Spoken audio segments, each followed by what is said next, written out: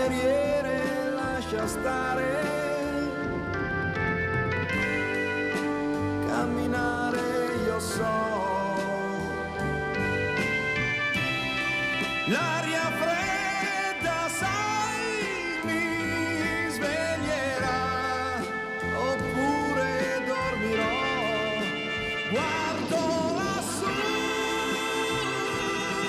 la notte,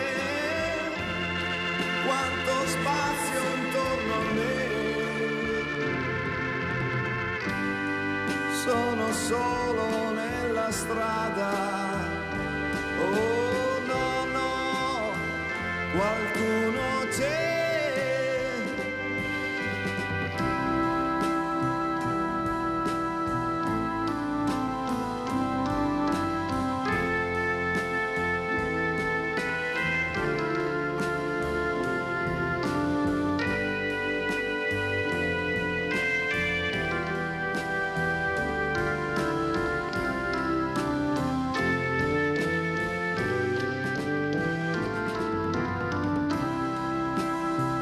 Non dire una parola,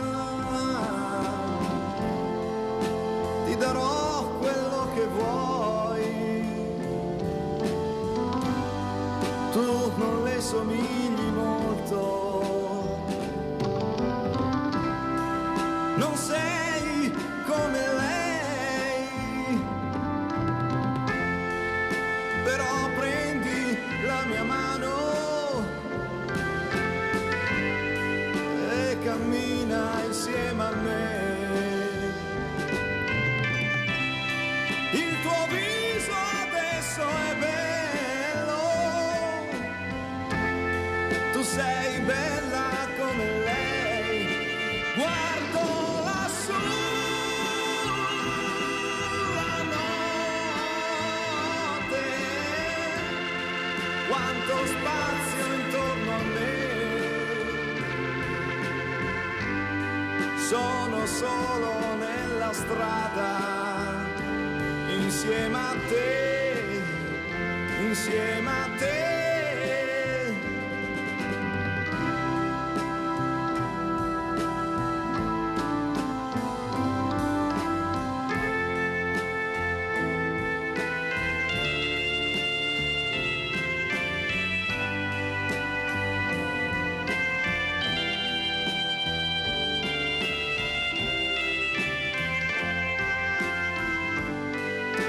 Guardo lassù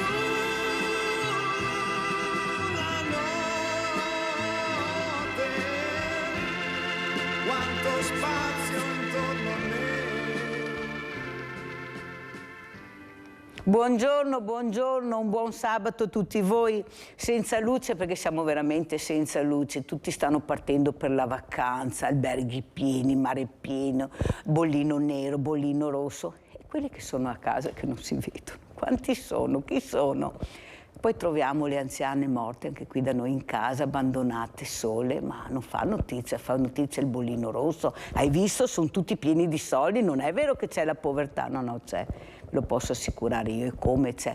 Solo che non interessa a nessuno, numeri che non interessano, le fragilità non interessano, perché tanto fanno vedere che tutti andiamo al mare, in montagna, facciamo le vacanze, hotel 3-4 stelle, di tutto e di più. E la povertà dove la mettiamo? Ne parliamo questa mattina con un'ospite graditissima, che è un pezzo che non viene a trovarci ma era impegnata con la scuola, che è Morena Martini, vice sindaco a Rossano Veneto, Lega Nord Salvini Premier. Spieghiamo bene che dopo non sbagliamo, anche perché capiamo questo percorso, siamo curiosi. Ecco, siamo curiosi. Allora, intanto grazie Morena Martini di essere qui con noi, ma soprattutto parleremo anche di scuola. Questa scuola che veramente non si riesce a capire dove inizia e dove finisce, nel senso che questi docenti sono con le spalle al muro. Certo. Abbiamo delle famiglie che non riescono a capire il rispetto della scuola, che vuol dire insegnanti, docenti, tutti, ma soprattutto questi ragazzi, questi pochi ragazzi che però fanno audience, nel senso che sono pochi ma sembrano che sia una montagna, mentre ci sono veramente bravi ragazzi, certo, ma tanti che studiano, che si comportano bene. Io difendo questi. Prego Morena Martini. Martina. Ciao Mirella, buongiorno a tutti, buon sabato. La scuola, permettetemi di dire la battuta che faccio tante volte quando magari prendo soprattutto le classi prime. Io insegno in una scuola superiore, al liceo Brocchi di Bassano.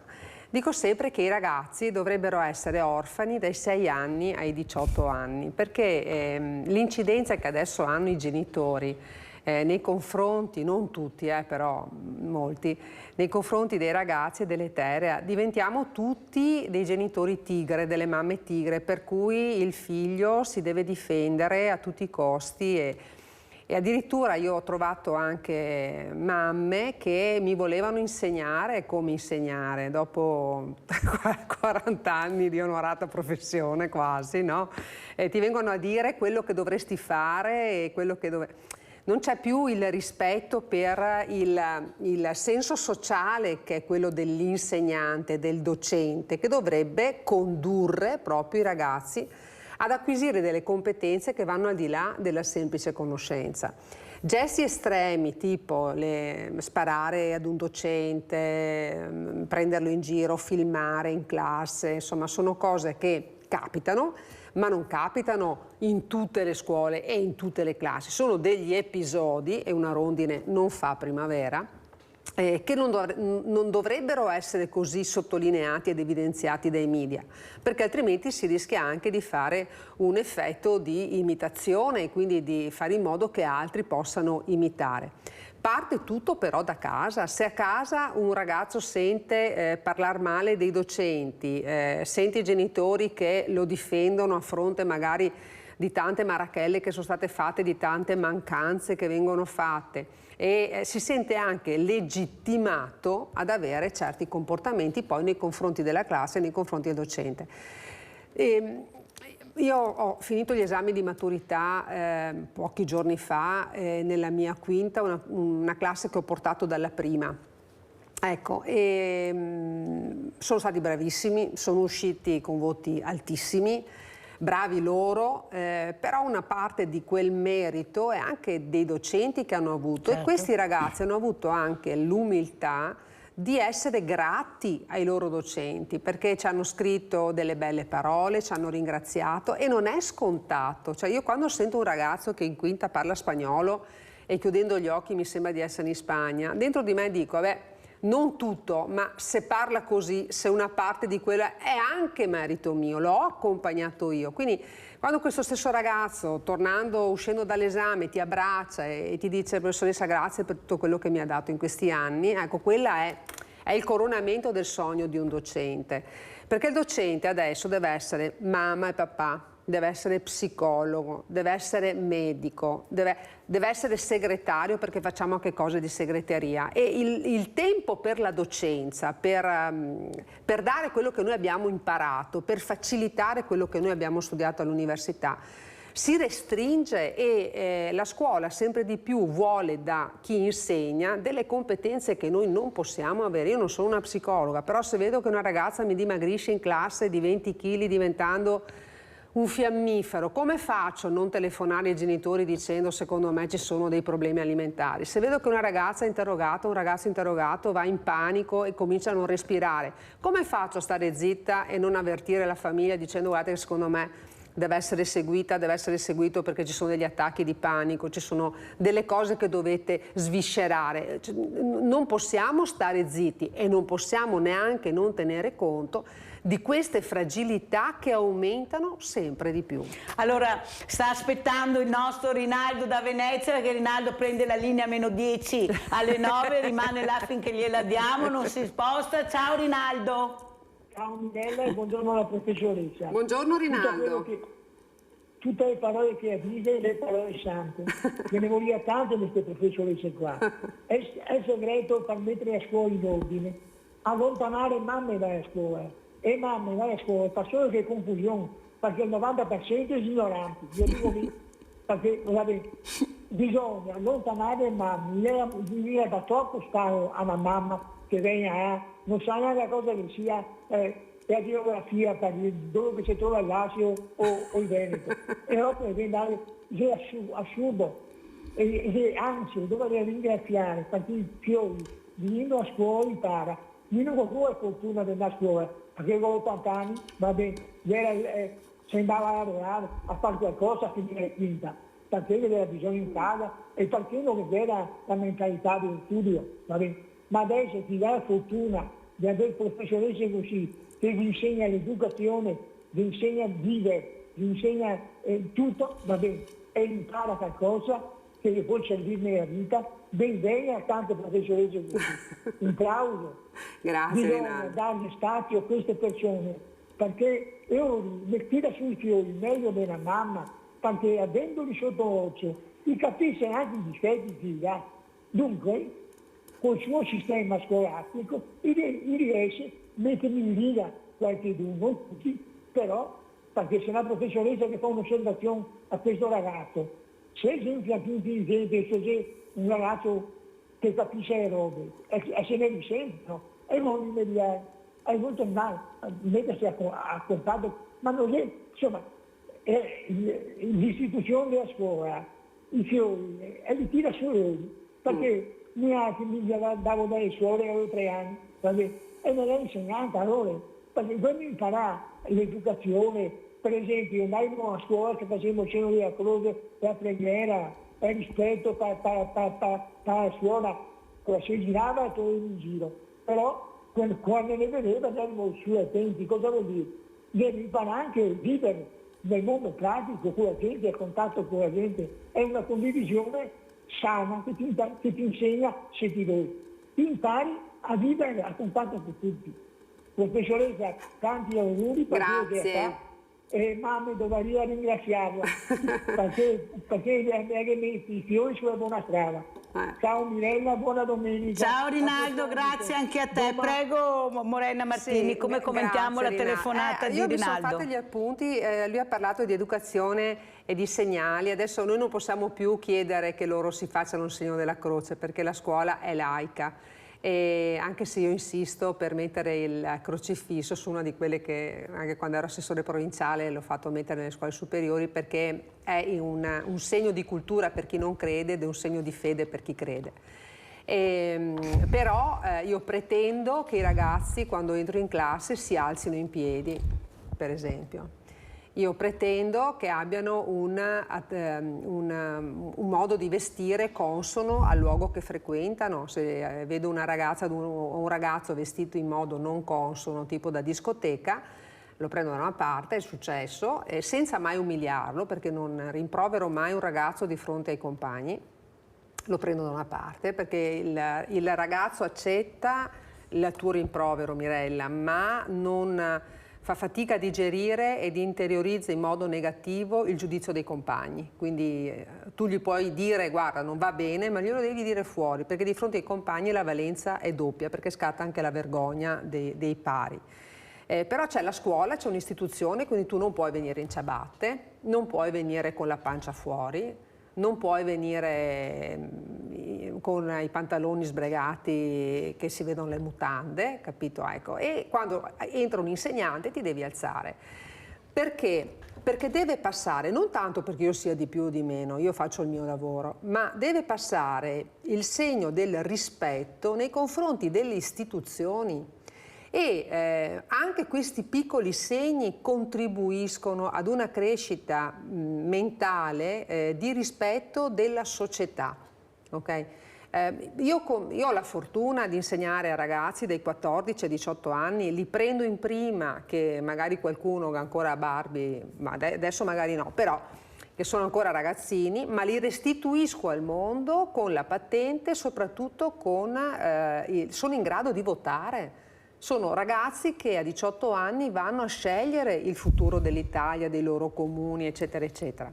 E quindi a mio parere, indipendentemente da quello che loro votano, perché è giusto che ognuno voti quello che ha nel cuore, devono capire che ci sono dei luoghi, la chiesa, la scuola, il comune, il municipio, dove c'è un rispetto che significa anche rispetto per le istituzioni. Ecco, questo è quello che penso io dal punto di vista sociale del docente.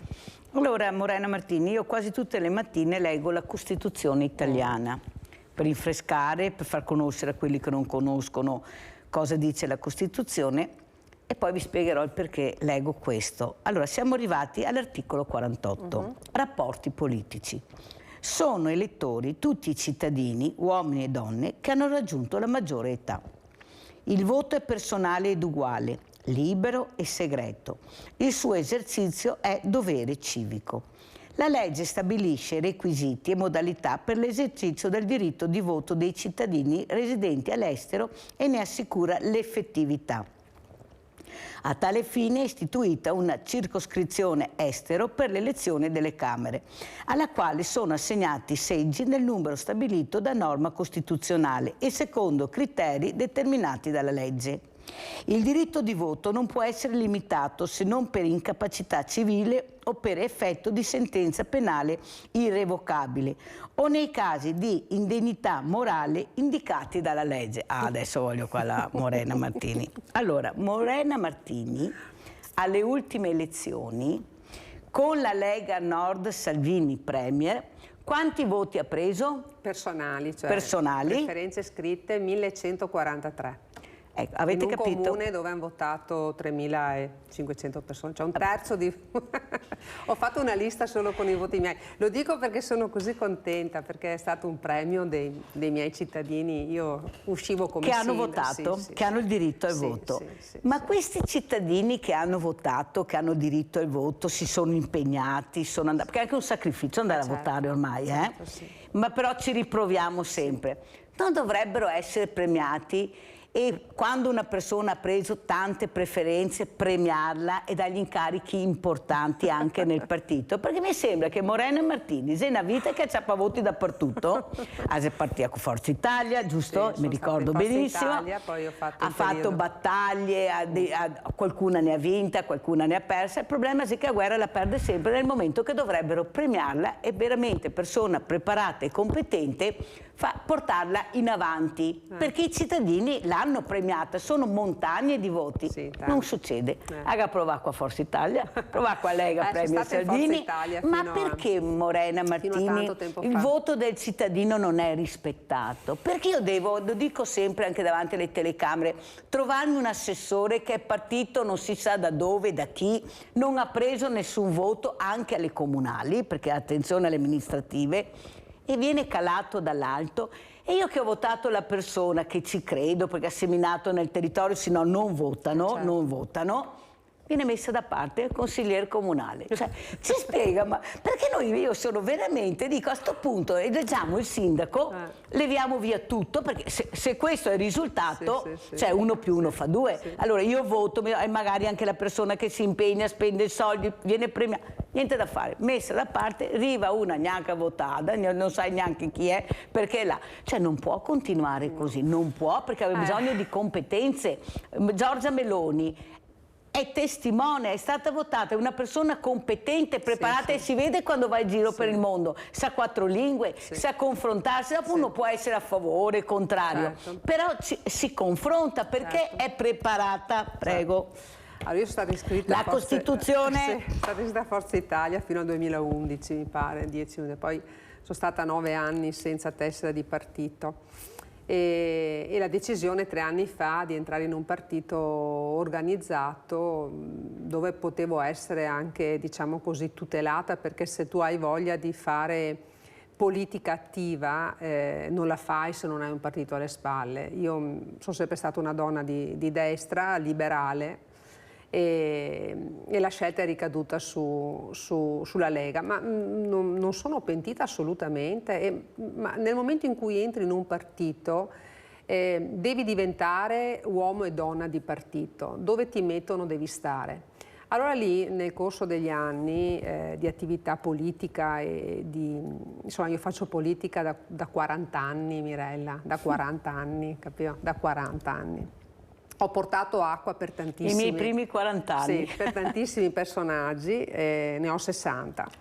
Da quando ho 20 anni che mi occupo, ho fatto campagne elettorali per tantissimi deputati, assessori regionali, ecco, senza mai chiedere niente in cambio, nel senso che sono sempre stata convinta che la gratitudine deve essere una cosa insita nelle persone. Io più di dimostrare di saper amministrare, perché ho amministrato un paese per 10 anni con una riconferma, sempre maggiore da parte dei cittadini e con le opere pubbliche tangibili che stiamo per terminare di inaugurare le ultime.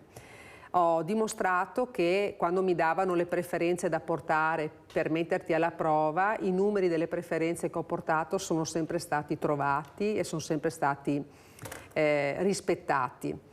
Ho dimostrato di essere una persona che sa stare nel partito, sa lavorare per il partito. Quindi pur nel rispetto delle segreterie regionali, io sono felice che abbia vinto Alberto Stefani, che è un ragazzo giovane, che è un giovane deputato, sindaco, quindi è una marcia in più avere un segretario del partito che è sindaco, perché il sindaco capisce i bisogni della gente. Okay? È il sindaco che si confronta, la responsabilità di un sindaco non ha nulla a che vedere con quello che fanno gli assessori regionali, con tutto rispetto, o i deputati, che non hanno la stessa responsabilità e a volte, se non hanno fatto un curso sonorum partendo dal basso, non sanno che cosa significa sporcarsi le mani con la gente quotidianamente. Quindi io sono felice che Stefani abbia in mano il regionale, cioè rappresenti la regionalità del partito della Lega. Ma sono anche cosciente che nei momenti in cui si debba scegliere chi mandare avanti per rappresentare a livello regionale o nazionale o adesso un'altra volta provinciale, mi piacerebbe tantissimo poter tornare in provincia, entrano anche degli altri elementi che noi della base non possiamo capire. Ecco. E quindi entrano... Non possiamo, non vogliamo capire. Ma io li perché capisco... una persona che fa 40 anni politica e mi dice questo non ci sto, cara Morena Martini. Io li capisco. Rispetto le segreterie. Io rispetto le segreterie, capisco, posso rimanere male. Io non sono neanche una che ha chiesto, tante volte mi rimprovero di non essere stata abbastanza sfacciata, perché tante volte bisogna anche, come si dice, chiedere. Persone come me si aspettano magari che il partito riconosca il fatto che uno ha lavorato. Io sono stata premiata che mi ha voluto assessore provinciale e che mi ha comunque permesso di far conoscere come lavoro alla gente, è stata la Lia Sartori, okay? E che io ringrazierò, la quale mi ha proposto un collegio perdente. È stata in regione tanti anni. Io non dovevo correre per le provinciali 15 anni fa e lei mi ha chiamata perché mancava nel comparto delle quote rosa un collegio perdente. E mi ha detto, guarda, ti mettiamo in questo collegio, corri per le provinciali. E io ho detto, collegio perdente, sto qua, corro per fare una brutta figura. Io mi stavo preparando perché volevo fare il sindaco del mio paese. E mi ha detto, tu fallo. E io le avevo chiesto allora, guarda, tutela i ragazzi che sto tirando su nel mio paese perché voglio che Rossano possa cambiare.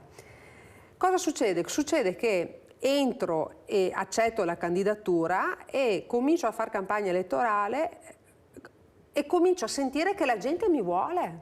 Cioè, hai la sensazione, risultato, sono stata la più votata della provincia di Vicenza all'epoca, la prima donna in assoluto votata alla provincia di Vicenza e lei, io non mi aspettavo di fare l'assessore, figurati, cioè appena arrivava, nel senso no, arrivavo da tanti anni di opposizione. E lei ha detto no, con i voti che hai preso è giusto che tu faccia l'assessore provinciale, quindi io alla Lia Sartori devo veramente molto. Ecco, io speravo che nel tempo, poi Lia per una serie di motivi risaputi, ha avuto anche delle cose personali molto gravi, si è ritirata un po' dalla vita pubblica, io speravo che il riconoscimento continuasse. E così non è stato. Allora ho detto, vabbè, penso al mio paese, mi sono sempre presentata con delle liste civiche, pur con un'appartenenza politica nel cuore, e niente, l'unico mio consolazione, ecco, spero che la gente lo possa capire, è che io non devo più dimostrare niente. Cioè io a 60 anni ho dimostrato di saper amministrare, ho dimostrato di obbedire alle segreterie e di essere una persona fedele. Quindi se nelle prossime decisioni si penserà di candidarmi da qualche parte, posso pensare di dire che non farò fare brutta figura al partito. Anche perché ci sono le europee, ci sono le regionali. Ci sono le perciò... europee, ci sono le regionali e ci sono le provinciali e poi e anche le provinciali, di comuni. Sarà che mia io... provincia mi si indigesta, ero anche a fatica a parlarne ultimamente, spero tanto con le preferenze che cambi qualcosa. Allora, Morena Martini, visto che lei ama il territorio, ma soprattutto Rossano-Veneto, andiamo a vedere anche queste foto che ci ha mandato, queste locandine degli eventi, perché è l'evento che muove il paese, che fa vivere il paese, che il paese diventa rock. Grazie anche al volontariato. Allora andiamo a vedere qui ad esempio cosa c'è. Allora questa è il 28 giugno, però l'hanno spostata al 1° aprile perché il Febo Teatro aveva dei problemi, quindi il 1° aprile, scusate, il 1° agosto. Ho in mente aprile perché per delle ragioni che dopo vi dico. Allora, il 1° agosto è il Mago di Oz, che è per la famiglia, ecco, un grande evento a Parco Sebellin per la famiglia, e ritorna la rassegna Tutti al Cinema, promossa dalla Proloco in collaborazione con le nostre associazioni di volontariato e con il Comune, dove proponiamo una serie di film pensata per i più piccoli, no? Ma proiettata anche nel mondo degli adulti. Per la famiglia? Per la famiglia, sì, abbiamo questa. E poi c'è anche la settimana del mio compleanno, il 21, 22, 23 luglio. Facciamo gli auguri in anticipo perché ci sono anche altre persone che compiono gli anni il 23 luglio.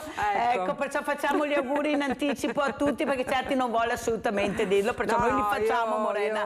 Noi facciamo auguri a quelli che compiono gli anni il 23 luglio. Bene, bene. Ecco così, che poi nei documenti ho scritto 22 luglio perché la levatrice si era sbagliata. E il 22 luglio è anche il compleanno della città di Bassano del Grappa, no? Allora tanti dicono, è il destino che tu compia gli anni lo stesso giorno di Bassano.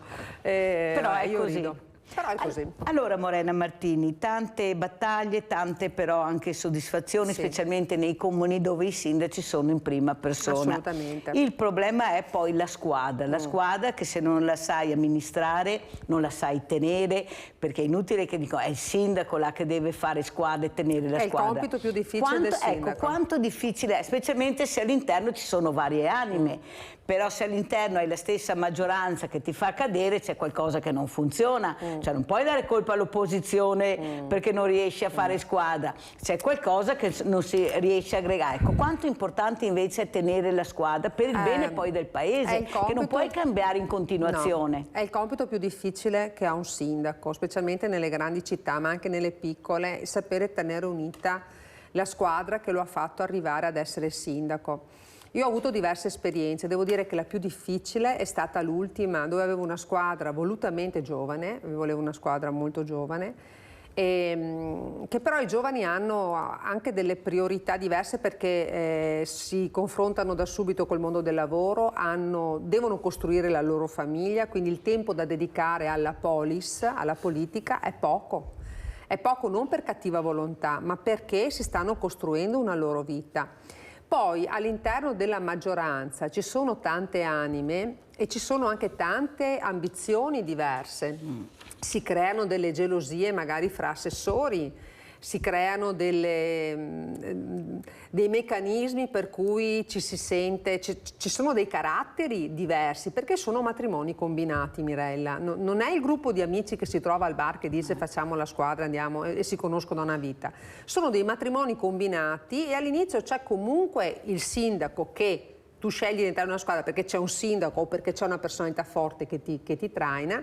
Dopo però ci sono i furbi, e io ce l'ho avuto nella mia ultima amministrazione, che lavorano contro di te soffiando sotto, i famosi seminatori di discordia che Dante Alighieri ha messo nelle Malebolge. Ci sono perché hanno un'ambizione personale, screditano gli altri per emergere loro, creando dei rapporti per cui, e sono degli ammaliatori, sono delle figure dal punto di vista psichiatrico da studiare, e ci sono quelli che vogliono fare della politica il loro lavoro, quelli che vogliono fare della politica l'unica ragione di vita, che va bene se la fai, ma non sulle spalle degli amici, delle persone con cui ho lavorato, ecco.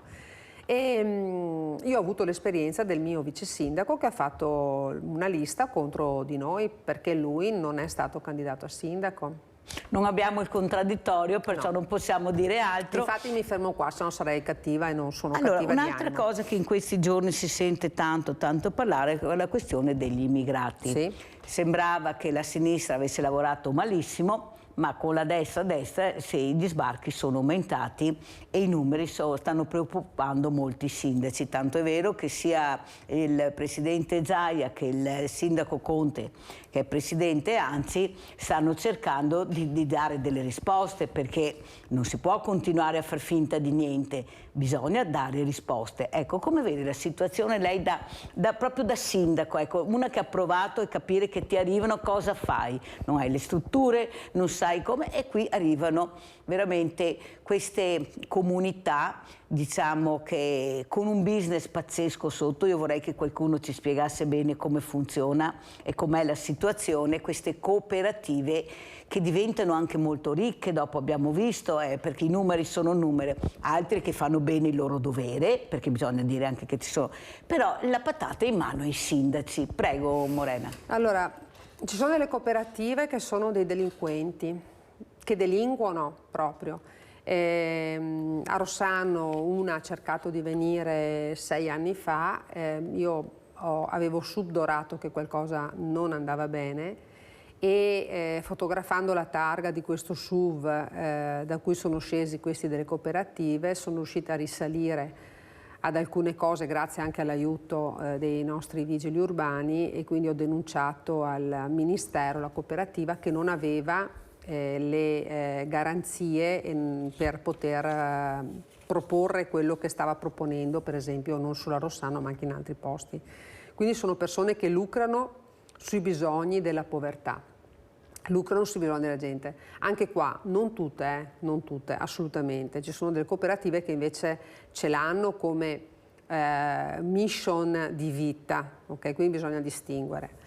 Il problema migranti... Ferma, perché se arriva una persona che bisogna assolutamente... Sì. No, zio Birichin, come sei? Ciao Giusy, Giusy ha preso la linea. Zio Canarino.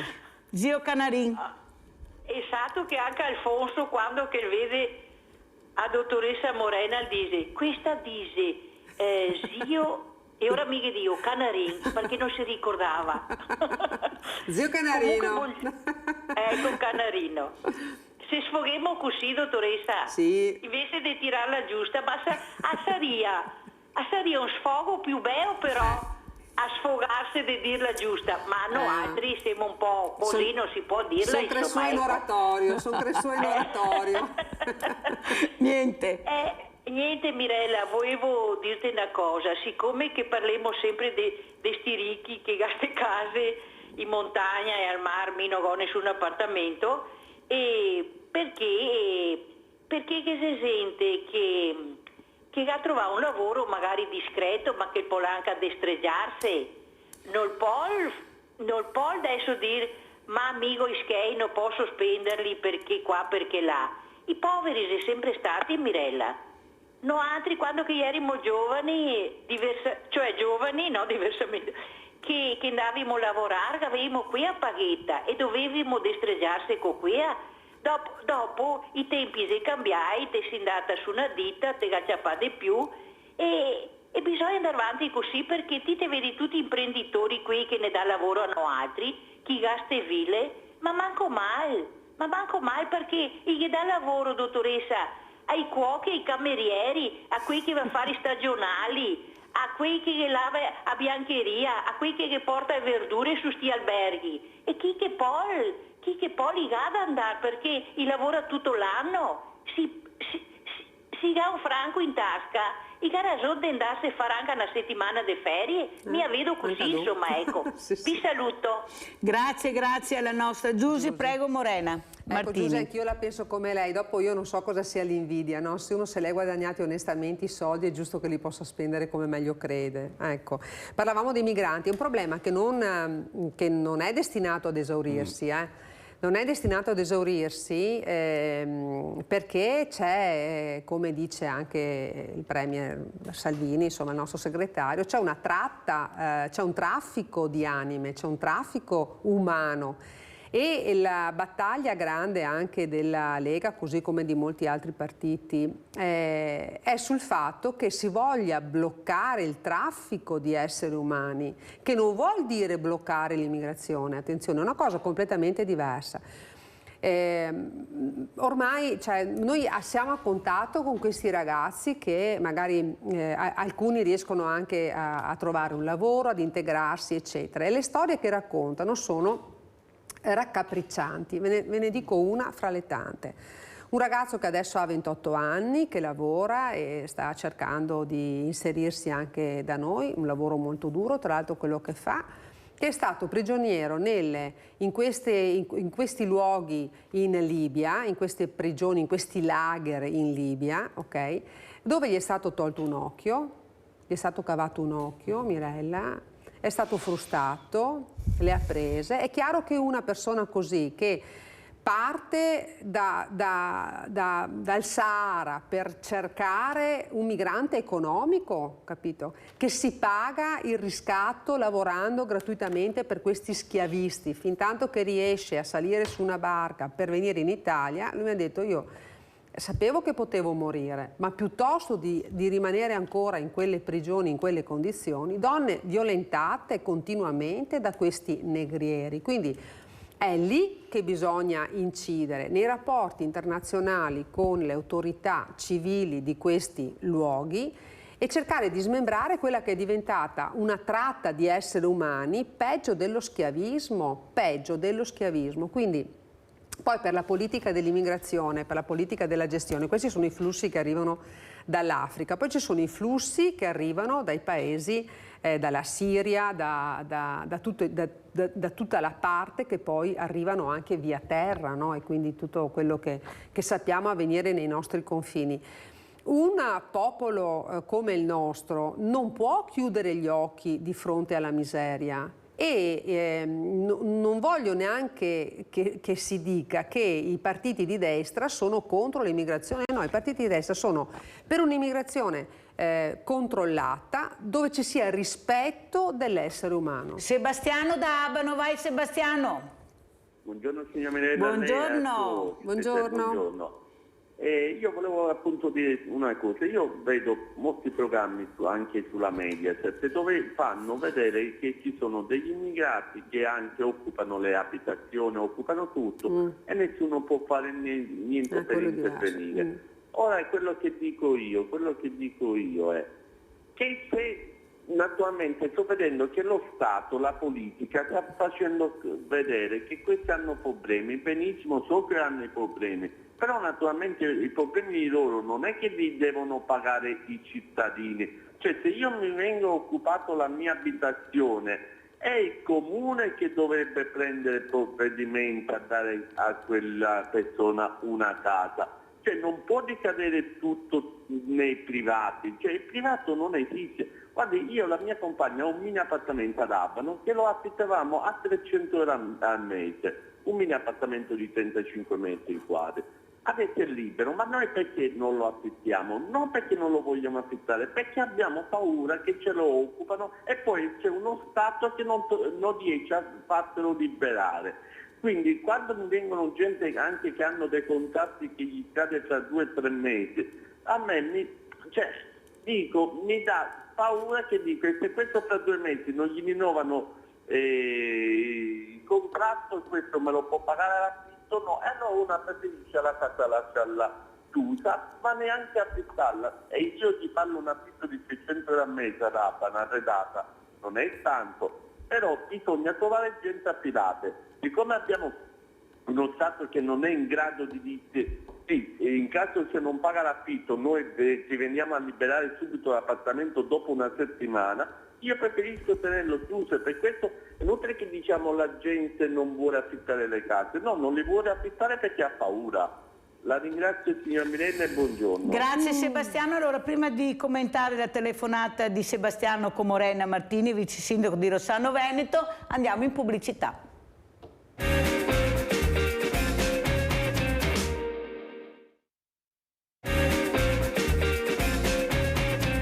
siamo con Morena Martini che risponderà al nostro Sebastiano da Abano. Prego Morena. Sebastiano, lei ha perfettamente ragione sul fatto che tanti occupano le case. Anch'io guardo i programmi a cui si riferisce lei, però le persone che occupano le case poi non vanno via, non appartengono ai migranti di cui si parlava prima, no? A questa tratta di migranti. Sono delle associazioni a delinquere ben strutturate e il comune non ha i mezzi legali per poter mandare via queste persone. Tanto è vero che abbiamo visto in più di qualche occasione che anche i carabinieri non riescono a farle portare via, perché non abbiamo una legge che supporta il fatto di poter liberare questi immobili, se non con delle procedure enormi, lunghissime e lentissime. Quindi la soluzione sarebbe proprio quella di cambiare la legislazione a monte per poter permettere, e da questo punto di vista so che dei passi importanti sono stati fatti. Poi sull'affitto delle proprie abitazioni personali, io posso capire, io sono stata in affitto per tantissimi anni, non ho mai mancato al pagamento di un affitto, ho sempre cercato di lasciare la casa che avevo in affitto meglio di come l'avessi trovata io, ecco.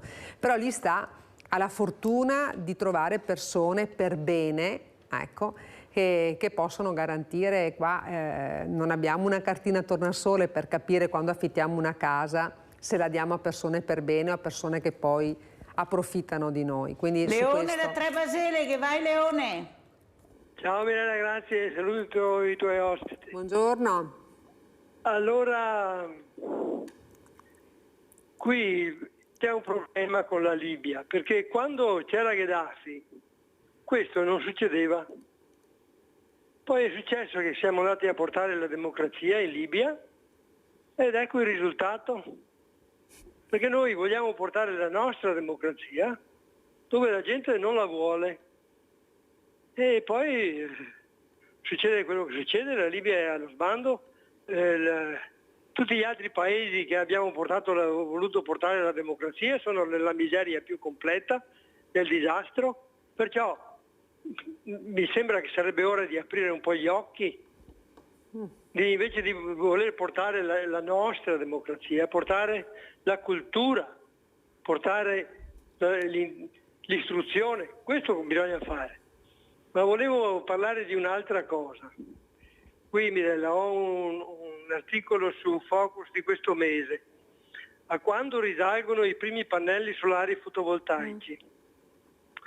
È stato infatti l'inventore statunitense Charles Fritz nel 1883 a realizzare un pannello solare funzionale commerciale. Allora, sono 140 anni che abbiamo la possibilità di mettere i pannelli fotovoltaici sui nostri tetti. Che cosa abbiamo fatto in questi 140 anni? Abbiamo investito sul petrolio, che si sapeva che era una cosa che faceva male, che inquinava. Abbiamo fatto guerre per il petrolio, con la scusa di portare le democrazie, e guarda come ci troviamo. A che punto siamo, signora Sindaco, con i pannelli fotovoltaici sugli edifici pubblici? Perché in Portogallo, che sono già al 100% di energia rinnovabile, sugli edifici pubblici hanno messo tutti i pannelli fotovoltaici e con quei soldi che tirano su da questi pannelli fotovoltaici pagano le bollette ai cittadini indigenti, quelli che non possono permettersi di pagare le bollette. Ma io non so, questo paese che è tanto decantato dai nostri giornali, siamo sempre così indietro, è mai possibile che non apriamo gli occhi, che ci sono delle cose che in questo paese che non vanno, che a Roma sperperano la maggior parte dei soldi e non succede mai niente perché non ci sono mai soldi per niente in questo paese. Ciao Mirella, grazie. Grazie Leone. Allora, prima di rispondere a Leone, visto che abbiamo parlato di migranti su un paese, su uno Stato che sapeva cosa vuol dire emigrazione, adesso parliamo di migrazione, andiamo a sentire questo servizio, polemica Lega Migranti, e poi lo commentiamo con Morena Martini e rispondiamo anche al nostro Leone Trebaselighi, tutte e due le cose. Andiamo.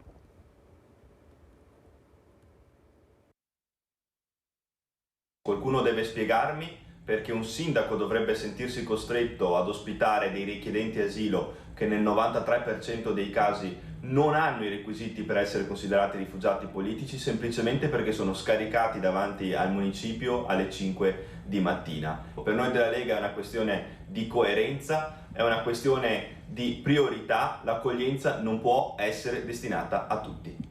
Il riferimento, almeno formale, è a quanto successo nel Vicentino con quei migranti assegnati di fatto senza preavviso a 7 comuni da parte della prefettura, ma in molti hanno interpretato le parole del neosegretario della Lega regionale come un attacco frontale al presidente Luca Zaia, che martedì scorso a Venezia con le prefetture e l'ANCI, l'associazione dei comuni, ha siglato un protocollo proprio sull'accoglienza diffusa. Dobbiamo evitare un'altra Cona, uno degli obiettivi dichiarati di Zaia. Insomma, un nuovo caso interno alla Lega dove gli animi dopo il congresso sembrano non essersi rasserenati. Leghista è Zaia, ma leghista è pure Mario Conte, sindaco di Treviso e presidente di ANCI. Capisco le parole di Alberto Stefani e io cerco di far sintesi tra tutte le anime dei sindaci che sono di centrodestra e di centrosinistra attraverso l'associazione ANCI, ma soprattutto insieme al presidente Zaia cerchiamo di trovare soluzioni alternative a quelli che sono le contrapposizioni ideologiche, a quelli che sono i no a tutti i costi, soprattutto in una fase dove i no comunque non porteranno da nessuna parte, perché questi richiedenti asilo comunque arriveranno nei nostri territori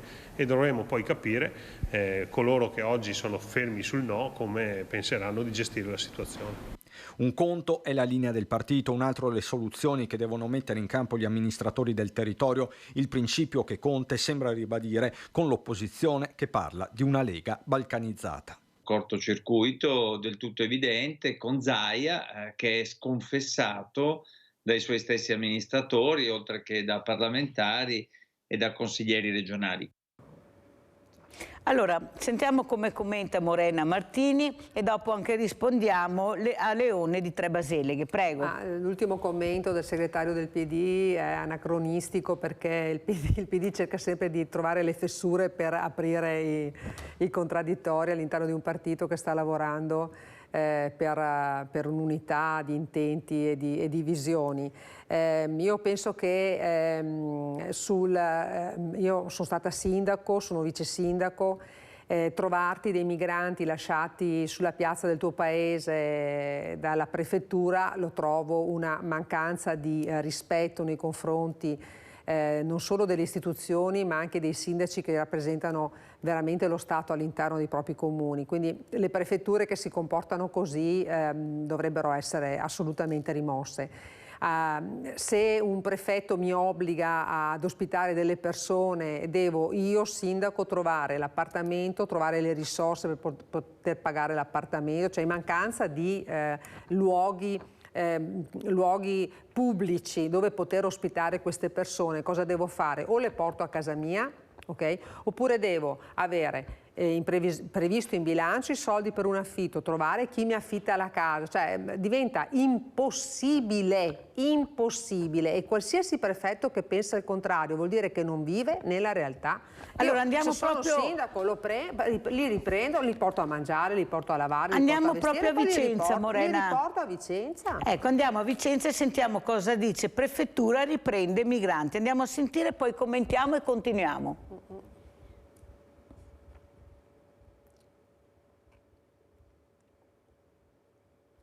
Allora, in attesa che arrivi il servizio, la domanda è anche questa. Però c'è qualcosa che bisogna intervenire, non si può, perché allora gli industriali chiedono manodopera, certo. La Coldiretti chiede manodopera, tutti chiedono manodopera e noi non ce l'abbiamo perché non abbiamo più, la denatalità si fa sentire, non è che non si trovano, è che non ci sono, quelli che ci sono scappano, questi famosi cervelli meravigliosi che poi vediamo nel mondo, ecco, cosa riescono a fare, dove sono inseriti e noi non riusciamo a dare risposte. Figli non ne facciamo più, qui bisogna pensare a un futuro, perché se continuiamo naturalmente a criticare, a dire non si può, allora abbiamo gli studenti che non trovano casa, non trovano casa, non trovano stanze, se le trovano prezzi inaccessibili, sono i studenti, visto che ci sono. Ecco, c'è qualcosa che non funziona in questo paese. Ma perché nel momento in cui uno ha una proprietà è proprietario e può mettere i prezzi che vuole, cioè non c'è una calmierizzazione dei prezzi, per esempio per quanto riguarda gli studenti, ed è un mercato anche in nero, perdonami Mirella, diffuso. Allora tu vai ad incidere sulla proprietà che è sacrosanta per tutti quelli che ce l'hanno. Capisci che ci sono degli interessi contrastanti, il bisogno di avere una casa per lo studente o per il migrante e il proprietario della casa, quindi è lì che si deve andare ad incidere, primo. Secondo, abbiamo ragione a non volere più un'altra CONAR. Io do ragione a Zaia quando dice, al presidente Zaia quando dice non dobbiamo più fare delle altre CONAR. Perfetto, perché abbiamo visto che cosa è successo. Ma l'accoglienza diffusa, che è un modello che va bene, è diffusa ma non imposta, cioè tu fai un'accoglienza diffusa laddove trovi dei luoghi che possono essere di privati cittadini, possono essere delle parrocchie, no, possono essere dello Stato, perché vogliamo parlare di quante caserme abbiamo dismesse. Io porto sempre l'esempio della Gabanelli, che ha fatto questa proposta forse 10 anni fa.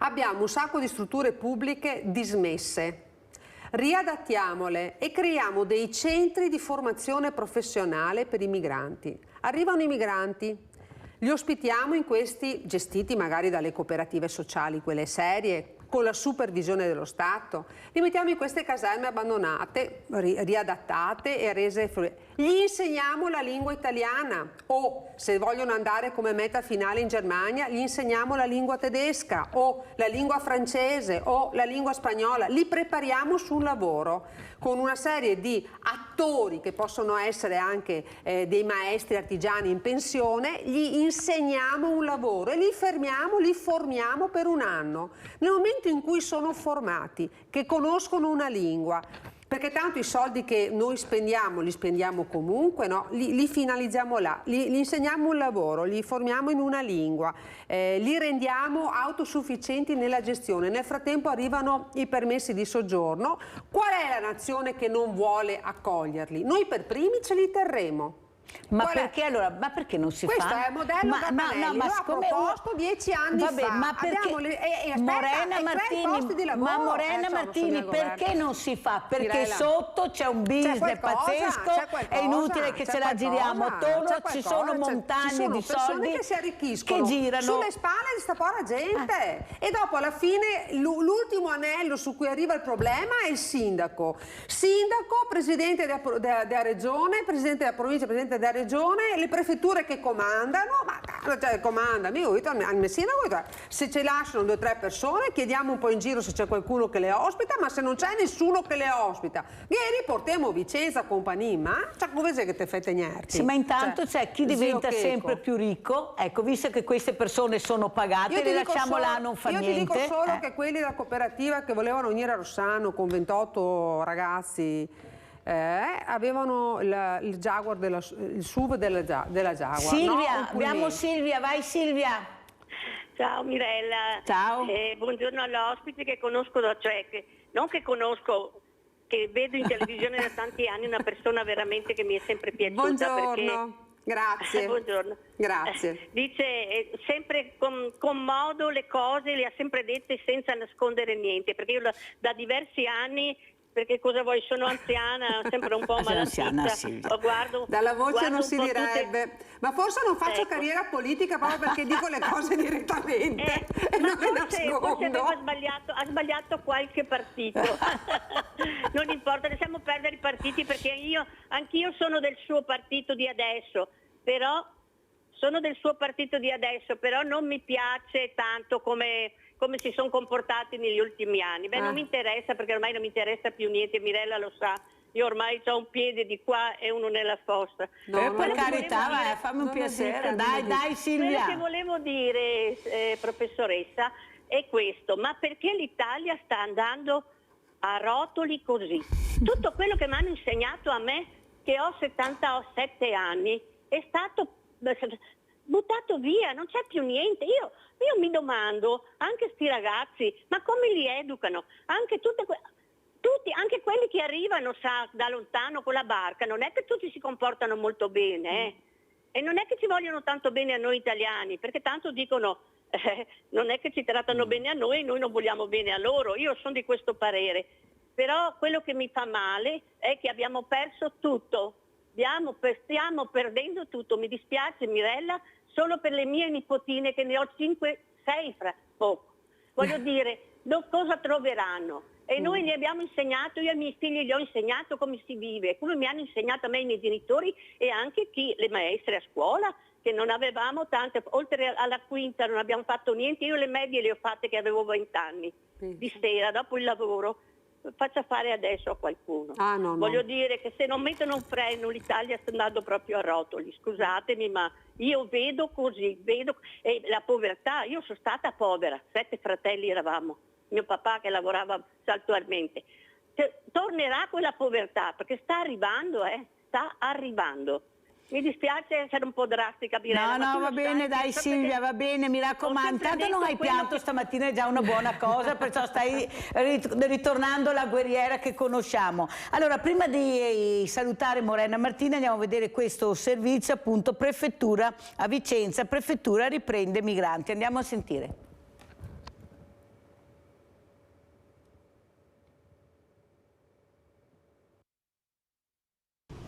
Accoglienza in tilt, sfida al sistema, rimanda in prefettura i profughi che gli erano stati scaricati davanti al municipio. Lui è Davide Dorantani, il sindaco di Castelgomberto, e la sua provocazione è l'ultimo colpo di scena di una vicenda che ha scatenato un terremoto politico. L'ho vissuta nel tentativo di provocare una situazione che faccia capire che certe cose non devono ripetersi. Questa è la lettera con cui ieri sera il sindaco di Castelgomberto ha annunciato al rappresentante del governo l'intenzione di portare a Vicenza e affidare agli uffici della prefettura i migranti che gli erano stati lasciati davanti al municipio. Sfido chiunque, tra ragazzi di 21-22 anni abbandonati davanti a una piazza in un paese straniero, di lasciarli là. Noi l'abbiamo subito, ma non facciamo queste cose. Ci sono dei passaggi schietti, molto diretti, in cui Davide Dorantani, nella sua lettera alla prefettura, spiega che in questi giorni ha sentito un senso di frustrazione e abbandono. Non avendo spazi appropriati per accogliere, scrive il sindaco, ha avvertito una forzatura alla responsabilità del suo ruolo istituzionale che lo ha costretto a trovare e a improvvisare una sistemazione per i profughi, individuata poi nel centro sportivo del paese. E vedete, questo è l'alloggio di fortuna ricavato nel centro sportivo di Castelgomberto. Ci sono le panche, questo originariamente è uno spogliatoio trasformato in un alloggio con 3 letti per i 3 profughi. E poi ci sono le stoviglie, ci sono le coperte, c'è quello che rimane della colazione, quindi le tazze, i piatti, forchette, coltelli, insomma qui hanno passato le ultime 2 notti, un alloggio di fortuna che è stato improvvisato dal sindaco Davide Dorantani. E proprio il sindaco di Castelgomberto conclude la sua lettera spiegando la difficoltà a mantenere con un minimo di dignità i 3 migranti e per questo annuncia di volerli portare a Vicenza per consegnarli agli uffici della prefettura. Oggi però Davide Dorantani non ha avuto bisogno di mettere in pratica le sue intenzioni perché proprio la prefettura ha mandato un furgone per riprendere i 3 profughi. Il programma prevedeva di fotosegnalarli in questura, ma poi a Castelgomberto non sono più stati riportati. La gestione così non può funzionare e chi patisce questa nostra incapacità sono i migranti e noi non possiamo non rispettare queste persone, perché quando queste persone arrivano noi dobbiamo avere un'accoglienza che funziona, perché non possono vivere dentro uno spogliatoio, non possono vivere dentro uno sgabuzzino, dobbiamo dargli quello di cui hanno bisogno, perché sono esseri umani e questo noi lo dobbiamo rispettare sempre e comunque. Oggi quello che è successo a Castelgomberto fa storia. L'accoglienza va regolata, condivisa, altrimenti i comuni, quando non sono nelle condizioni di ricevere i profughi, potrebbero seguire l'esempio di Davide Dorantani, che con la sua provocazione forse ha aperto una strada, quella della sfida al sistema. Abbiamo Piero in linea, ciao Piero. Ciao Mirella, ciao.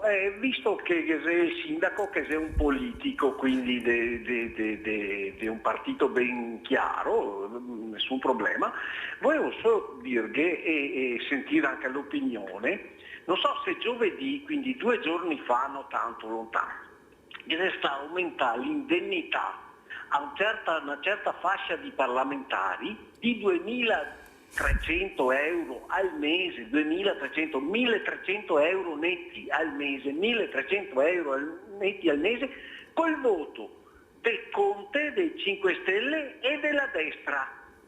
Quindi Conte, il male assoluto, eccetera, ha votato, e Conte la definì a votare qua Lega l'intesa cordiale. Ma siamo a scherzare, mamma mia, 1.300 euro netti al mese. E l'altro giorno su una rete nazionale che ha 2 esponenti, uno del 5 Stelle e uno della Lega, e quello a destra e 5 Stelle che ha detto è una diversa destinazione di fondi già attribuiti, quindi il saldo è zero e nessun gherimento, ma che trova il sistema di aumentare che del 1.300 nessuno, e quando che aumenta di 30 euro a pensione a un poro disgraziato, 1.300 su un colpo solo, di questi anni, di questi tempi, ma se è roba, ma dopo se l'agna perché la gente non va a votare, ma siamo a scherzare. Ma detta così... Grande Piero, vitalizi, riprendono i vitalizi, si chiama così. Allora Morena Martini, ferma, sì, perché dobbiamo rispondere intanto a Leone da Tre Baseleghe, sì, allora, per la storia di fotovoltaici. Dico che noi siamo obbligati, tutti i comuni sono obbligati a mettere negli edifici pubblici, nelle nuove costruzioni, i pannelli fotovoltaici, e dobbiamo rientrare nelle vecchie costruzioni con dei pannelli fotovoltaici con l'efficientamento energetico degli stabili. C'è un obbligo, ci sono anche dei fondi su bandi a cui molti comuni hanno aderito, però quello che ha sottolineato è assolutamente vero. Poi a Silvia la ringrazio per i complimenti e dico che io sono una persona ottimista, quindi ho anche fiducia che le cose possano cambiare, e forse se arriva veramente un po' di povertà, come ha detto lei, non guasterebbe neanche alle nuove generazioni capire che non tutto è dovuto. Al collega Dorantani, permettetemi, un grande, bravissimo Davide, bravissimo per le parole che hai detto di sostegno a questi ragazzi che sono stati abbandonati. È vergognoso che una prefettura possa lasciare in una piazza 3 ragazzi, non so neanche se ci sia proprio un limite di legge, se non si profili anche magari qualche reato, lo dico ma in punta di piedi perché non lo so, però abbandonare 3 persone così senza avvertire la persona che le deve ospitare è grave, quindi bravo Davide, continua così e non mollare. Adesso arriva Piero. Piero, io questa cosa non la so, ti dico la verità, quindi me ne assumo la responsabilità. Però bisogna vedere, io non voglio giustificare nessuno perché gli aumenti danno molto fastidio, danno fastidio gli aumenti fatti ai parlamentari e a tutta la classe politica alta, perché la classe politica bassa, credami che pochi. Però voglio informarmi. Insomma, un sindaco, tra sindaco del paese o della città e presidente della provincia va a casa con quasi 5.000 euro. Adesso, della città? No, diciamole perché queste cifre qua nessuno le sa mai. Cioè, non sai chi lavora gratis. L'ultimo stipendio che ho portato a casa da sindaco di Rossano Veneto, 8.300 abitanti, era di 830. Però se diventi anche presidente della provincia te va a casa con quasi 5.000 euro. Che non pensiamo che lavorino gratis, è giusto che lo sappiate. Ma posso dire, se uno lo fa bene e lo fa con onestà e lo fa facendo solo quello, secondo me li merita. Ma come fa se i sindaci dicono che non gli neanche il tempo da respirare da tanti problemi che hanno fare anche il presidente della provincia? Cioè come si fa? Cioè, se qualcuno ce lo vuole spiegare, che forse... Io l'idea ce l'ho, ma te la vengo a dire un'altra volta. Perché, con le prossime elezioni magari. No, magari spero prima, spero di tornare prima. Grazie anche a voi, tantissime telefonate, grazie a Morena Martini, vice sindaco Rossano Veneto, Lega Nord Premier Salvini, grazie, pubblicità.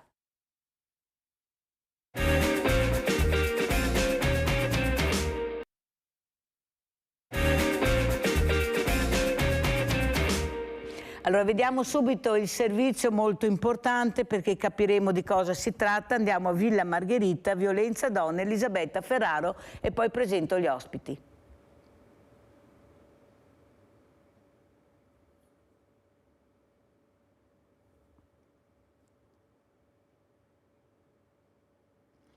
Adesso che parte il servizio, allora vediamo se riusciamo a capire l'importanza di questa mattina, perché parleremo anche della violenza sulle donne, della violenza di genere, che non riusciamo a trovare uno sbocco, non c'è niente da fare, si parla, si cerca di aiutare, però non riusciamo a capire. Allora vi presento gli ospiti, abbiamo in presenza Luigi Caldato, consigliere comunale a Treviso. Grazie Luigi Caldato di essere qui con noi. Una persona che sa di cosa si parla questa mattina, racconterà anche un fatto che è capitato all'Isra nel momento che lui era presidente, un fatto molto grave, molto importante, ma un ricordo si deve. Salutiamo anche il dottor Antonio Romeo. Grazie dottor Romeo, cofondatore di un centro per uomini maltrattanti, perché di questo si è parlato sabato 8 luglio a Villa Margherita per cercare di capire, ecco, di aiutare e di non rimanere in una bolla, ecco, come hanno detto queste donne. Allora vediamo il servizio di Elisabetta Ferraro e poi lo commentiamo. Qui stasera a Villa Margherita ci sarà l'inaugurazione della mostra sulla violenza sulle donne, Painò dal buio alla luce, che ci sarà fino al 23 di luglio. In questa serata ci sarà un incontro sulla violenza con Katia Morellato, che è viceprimaria del pronto soccorso di Montebelluna, referente dell'US 2 per la violenza di genere, e Antonio Romeo, il dottor Romeo, che segue e cura, diciamo, gli uomini maltrattanti. E poi ci sarò io che racconterò la mia storia e un'operatrice del centro antiviolenza, Telefono Rosa di Treviso. Allora, io sono qui per le donne che stanno vivendo una situazione di violenza, perché non si sentano sole, perché il problema delle donne che vivono una situazione di violenza è il senso profondo di solitudine, non sono sole e soprattutto che possono farcela, che dalla violenza si può uscire, non si torna indietro, perché un'esperienza così ti segna per tutta la vita, ma si può uscire e si può avere una vita nuova di libertà. E abbiamo bisogno di persone che ci diano una mano, una rete, affidarsi al centro antiviolenza, affidarsi alle persone giuste, e quindi si può.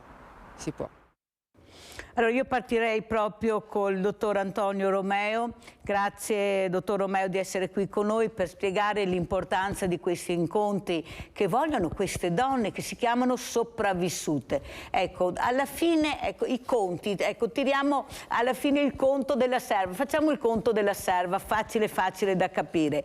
Ecco, a che opinione e che riflessione è arrivato dopo aver sentito che anche ieri un altro uomo, nonostante avesse il divieto di avvicinarsi, ha cercato non solo di avvicinarsi, ma è rimasto secco anche un carabiniere per difendere un altro carabiniere. Pensi a che livelli arriviamo. Prego, dottor Romeo. Sì, buongiorno Vinella, ciao Luigi. Ciao, il problema è sempre lo stesso.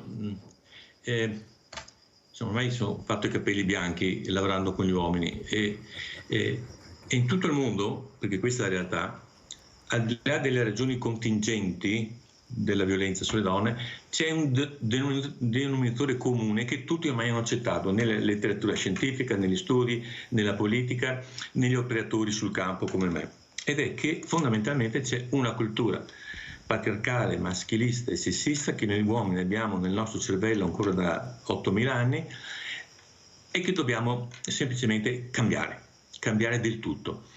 Perché accanto a questa nel nostro cervello c'è anche un altro tipo di cultura che è quella sana del rispetto delle donne. Non ne veniamo fuori altrimenti. Io sono ottimista, che io credo che si possa debellare la violenza sulle donne a una condizione, che noi uomini cambiamo idee e quindi poi anche comportamenti. Poi tutto il resto, la rete, come diceva l'Elisabetta, è importantissima. La rete è importantissima. Quindi carabinieri, i servizi sociali, i centri antiviolenza, le case di rifugio, tutto serve e la rete è importante, no? Però se posso fare una considerazione un po' negativa anche sulla rete, è che ognuno di noi ha una competenza, ok? Io non parlerei mai di cosa fa un ingegnere. Anche nella rete, se le persone non sono formate in modo specifico su questa roba qua, che si chiama violenza maschile sulle donne, prendiamo delle cantonate mostruose. Lo dico in scienza coscienza perché quando si parla con tanti operatori della rete sentiamo cose tipo sì, ma anche lei aveva la minigonna, era leggera e poi lo provocava, voleva sempre avere ragione. Dobbiamo capirci su una cosa fondamentale, Mirella. Un conto è il conflitto di coppia, altro è la violenza. In un conflitto di coppia le responsabilità possono essere in parte di uno, in parte dell'altra, possono essere anche tutte di uno, tutto dell'altra. Ci può stare il conflitto sano di coppia. E nel momento in cui interviene la violenza, perché di questo stiamo parlando, l'unico responsabile è chi la fa. Se non capiamo questo facciamo tanta confusione. Perché lei dice sì, non c'è solo la coppia, sì, però anche qui chiariamoci, perché anche qui c'è troppo superficialità. La maggior parte dei crimini sulle donne in tutto il mondo da sempre avviene in famiglia. Abbiamo Antonio da Padova, dottor Romeo, se non mi cade la linea, poi diamo la parola anche al dottor Caldato. Vai Antonio. Buongiorno Mirella e buongiorno. Dove eri sparito Antonio? Ti eri nascosto? No, sto facendo tanti lavori praticamente. Bene. Guarda, vi ascolto sempre chiaramente, però faccio altre robe mentre vi guardo. Grazie. Hai capito? Perché figurati, anche perché guardare i telegiornali, specialmente la RAI, mi viene l'acqua ai ginocchi, delle cazzate che ci raccontano. E comunque, dico, questo paese è un paese sgangherato, abbiamo 1000 problemi. Il problema è che abbiamo un Parlamento europeo che nessuno l'ha voluto, hanno fatto un referendum per creare questo Parlamento europeo. Abbiamo una guerra, hanno fatto un referendum, vogliamo entrare in guerra o no? Niente. Adesso è salta fuori che i capogruppo dei parlamentari si aumentano lo stipendio di 1.600 euro, zio Carlo. Con 1.350 mi sono fatto un appartamento, ho comprato un appartamento, dopo venduto l'appartamento mi sono fatto un mutuo per avere una trifamiliare, una porzione di prima ho nervoso, non riesco neanche più a parlare, zio Carlo. Noi Mirella abbiamo tanti problemi, ma lo sai cosa succede? Che mentre noi parliamo di tutti questi problemi, loro fanno quel cavolo che vogliono, si aumentano lo stipendio, ma aumentano i poveri in Italia, perché i poveri stanno aumentando, ma l'Italia, ma cos'è un paese pacato? Cos'è? Siamo sottomessi da che cosa? Cioè, non l'ho capito, ma vogliamo risolvere questo problema? Bene, si va in piazza e si manda a quel paese tutte quelle porcate che sono a Roma, Dio Carlo, perché sennò i problemi per noi aumentano sempre e non c'è da fare, perché Mirella, ci stiamo parlando addosso, perché tanto comunque là a Roma non gliene frega niente a nessuno, anche perché, diciamoci la verità, avrebbero bisogno di 1.600 euro quando ne portano a casa già 16.000 euro al mese. Avevano bisogno di chi stai Senti qua. Antonio, ma sulla violenza delle donne cosa mi dici? Ecco, come la vedi tu come uomo? Mirella, ma mi sto spiegando che questo è un paese stupido, è un paese anormale, può capitare di tutto. E dico la verità, Mirella, mi dispiace dirlo, mi sono già abituato anche a questa roba qua. Perché? Perché qua non ne vediamo più fuori. E sarà la disperazione, sarà il malcontento che c'è, sarà tutto quanto che te vuoi, ma il problema è questo qua, non ne verrà. Cioè, mi dispiace chiaramente perché, guarda, una femmina, non puoi toccare una femmina perché una femmina è una gioia, no, niente da fare. E purtroppo entrano nei grandi problemi che c'è in Italia, che ne abbiamo una marea, e non so, guarda, non so come farlo, non so come venirne fuori. Ma ci vorrebbe una cultura diversa, ma non c'è cultura in Italia. Grazie Antonio, molto chiare le tue riflessioni, ti ringrazio della telefonata. Allora sentiamo come commenta Luigi Caldato, anche politico, ma soprattutto ecco, questa violenza in tutti i sensi, anche psicologica, sentire questi aumenti in un momento dove la povertà sta avendo dei numeri raccapriccianti, dove i femminicidi non si contano più. Ecco, Antonio è la bocca della verità, quello che io sento, mi sono abituato ormai, sono dei numeri, ecco, non li sento neanche più e questo è molto preoccupante. Prego Caldato. Io direi di partire proprio da un presupposto fondamentale, che è quello del disagio sociale che sta vivendo questo Paese.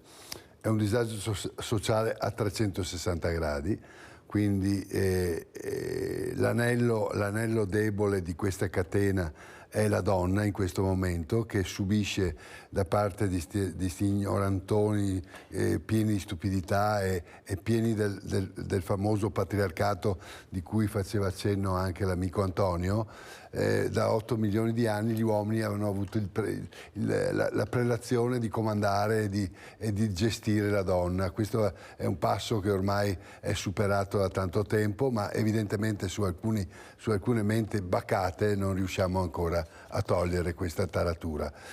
Io partirei però da molto lontano. È vero che la rete non è ancora abbastanza preparata e c'è ancora un po' di confusione all'interno della rete, come diceva giustamente Antonio, che è molto più esperto di me nell'argomento, ma partirei proprio da una preparazione dalla scuola.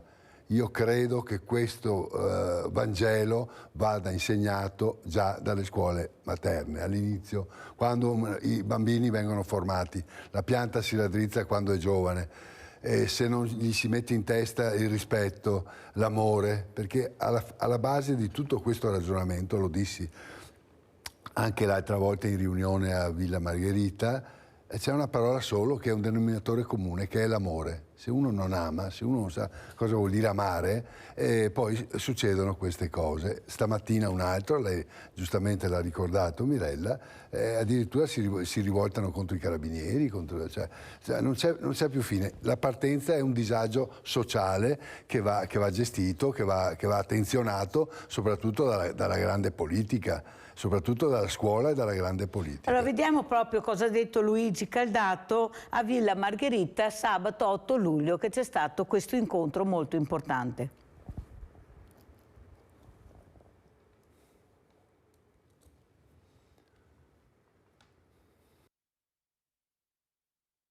È una serata molto interessante, in quanto l'argomento è intrigante e difficile, molto impegnativo. Io l'ho trattato ancora quando facevo il presidente all'ISA, dedicando una stanza del nuovo Menegazzi proprio a un femminicidio che abbiamo avuto all'interno del nostro istituto. Elisabetta Lane è la sua bambina di 5 anni, e quindi è un argomento che conosco molto bene.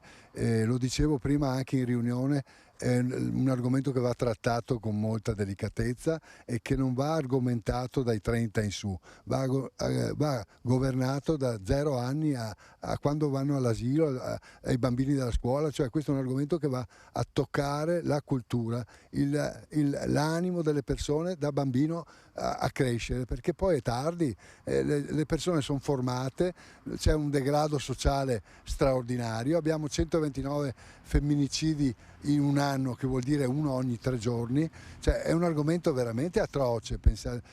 E poi alla base di tutto c'è il sentimento. Se manca il sentimento abbiamo perso. Il denominatore comune del sentimento cos'è? L'amore. Se non c'è l'amore abbiamo veramente perso la nostra battaglia.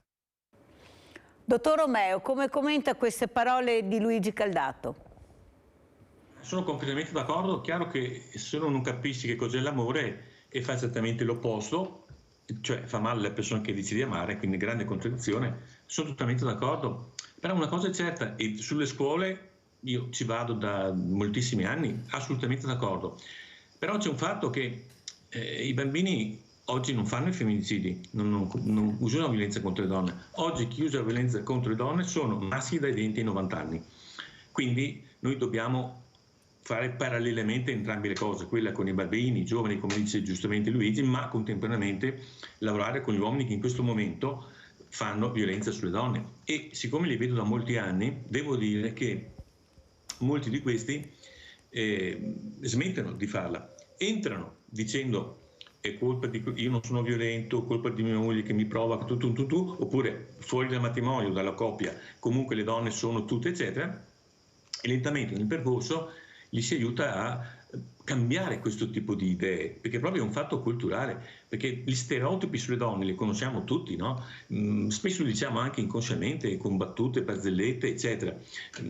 Quindi c'è proprio una cultura da sradicare, e il fenomeno è mondiale, sapete, perché guardate che per esempio nei paesi nordici, per dire Islanda, Norvegia, Svezia, Danimarca, Olanda, qui per esempio l'affare di genere c'è moltissimo. Nel campo del lavoro, della scuola, della politica, dell'economia, delle professioni, sono anni luce meglio di noi, ma anche lì gli uomini offendono, maltrattano, picchiano, stuprano, uccidono le donne. Quindi non basta neanche quello, non basta neanche la parità di genere. Sostanzialmente quello che si comincia a capire ormai da qualche anno è proprio che bisogna lavorare con gli uomini su di loro, tant'è che a differenza di 20 anni fa, oggi gli psichiatri, perché qualcuno ha ancora l'idea che qui fa un femminicidio sia matto, no, gli psichiatri ci dicono, la Società Italiana di Psichiatria già da anni ci dice che una minimissima parte di chi fa un femminicidio o anche violenza sulle donne è incapace di intendere di valore, la maggior parte sono sani di mente. Cosa succede? Gli psichiatri cosa fanno? Per fortuna, se hanno un paziente che ha un disturbo bipolare, borderline, depressione, lo curano per questo. Nel momento in cui lui intuisce, il professionista o l'uomo gli dice che offende, maltratta o picchia la moglie, dice fermo lì, questo non è affare mio, ti mando io dove si occupano di questo, ok? Perché io mi curo soltanto di disturbi psichici. Sì, però dottor Romeo, mi scusi se facciamo questa parentesi, ma ormai l'informazione e anche una certa cultura non è che non ci sia. Ecco, una volta poteva anche non esserci, anche se, come qualcuno ha ricordato, anche una volta c'erano i femminicidi, forse si conoscevano molto poco perché non c'erano i social, non c'era questa informazione, ma c'erano. Ma il problema è che abbiamo adesso dei giovani, degli uomini, al di sopra di ogni sospetto, cioè non sono delle persone che vengono dal terzo mondo che non sanno neanche come rimanere in piedi, sono dei colletti bianchi incredibili a volte. Questa famiglia del mulino bianco che non esiste, che ci continuano a far vedere, non c'è, basta vedere la solitudine dei ragazzi, questi ragazzi che si suicidano perché non c'è più la famiglia. Se non c'è la famiglia è un grave problema, e i traumi di questi ragazzi e di questi bambini che vengono ancora portati via dalle loro case perché là deve rimanere l'uomo, il padre, il maschio, e la mamma se ne deve andare via con le denunce che ha fatto con i bambini. Questi traumi chi è che li supererà? Allora sentiamo cosa dice Luigi Caldato. Ma io sono molto d'accordo con quanto dice Antonio, per il quale abbiamo una scuola di pensiero anche molto vicina. Non sono assolutamente d'accordo sul curare, io sono sul prevenire. Assolutamente. Noi continuiamo a dire che bisogna aiutare questi uomini, fargli capire, bisogna prevenire. La malattia è già in corso. La malattia è già in corso, derivata dal disagio sociale, derivata dalla famiglia che non c'è più, derivata dai ragazzi che sono allo sbando e vanno in piazza Borsa a picchiare perché non sanno più come divertirsi o come fare a passare il sabato pomeriggio. Cioè, ma vi sembra che andavamo a giocare a calcio, avevamo 3 allenamenti, avevamo ancora il campanile della parrocchia dove ci trovavamo tutte adesso non c'è più niente. Non c'è più. Non c'è più niente. Livio da Padova, vai Livio. Non c'è più attività neanche parrocchiale, capisci? Non c'è più niente. Ciao Livio. Un saluto ai tuoi ospiti. Dunque, parlavate prima del che diceva lo psichiatra, dottor Romeo. Sì, dottor Romeo, sì, che l'uomo, bisogna lavorare sull'uomo, ma anche la donna deve cambiare però.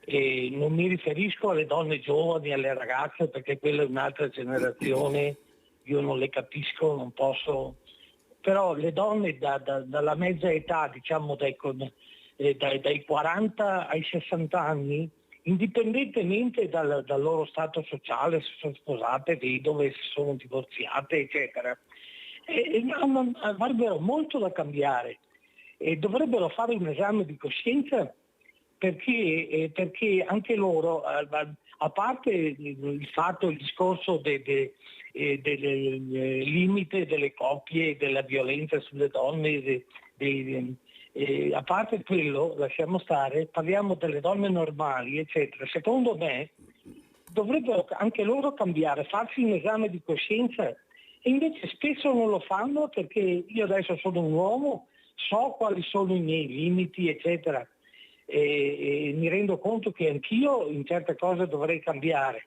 Io adesso parlo dell'altro sesso, della donna, insomma.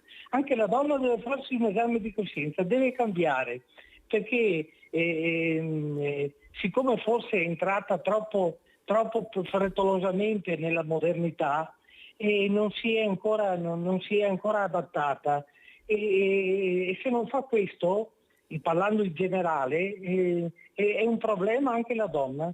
Bisogna che si faccia un esame di coscienza e che si valuti anche il cambiamento della donna, cambiamento in meglio, diciamo.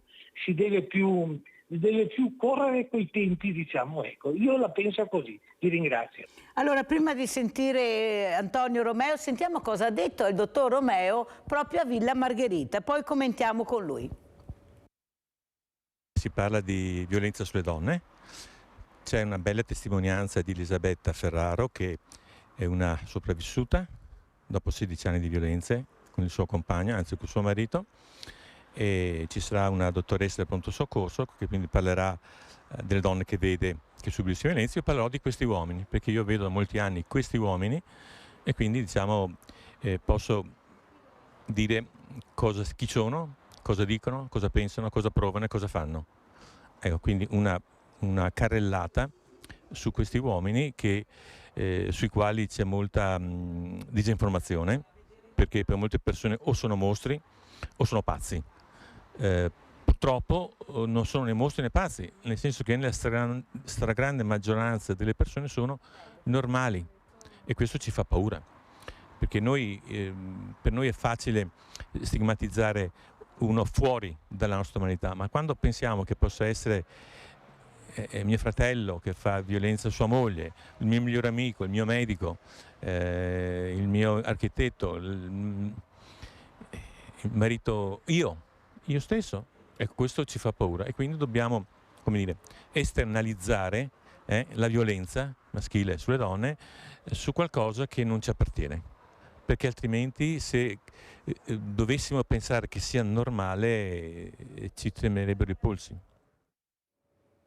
Allora, dottor Romeo, come si commenta? Ecco, Livio ha telefonato dicendo anche la donna deve cambiare. Perché questa riflessione che ha fatto Livio? Prego, dottor Romeo.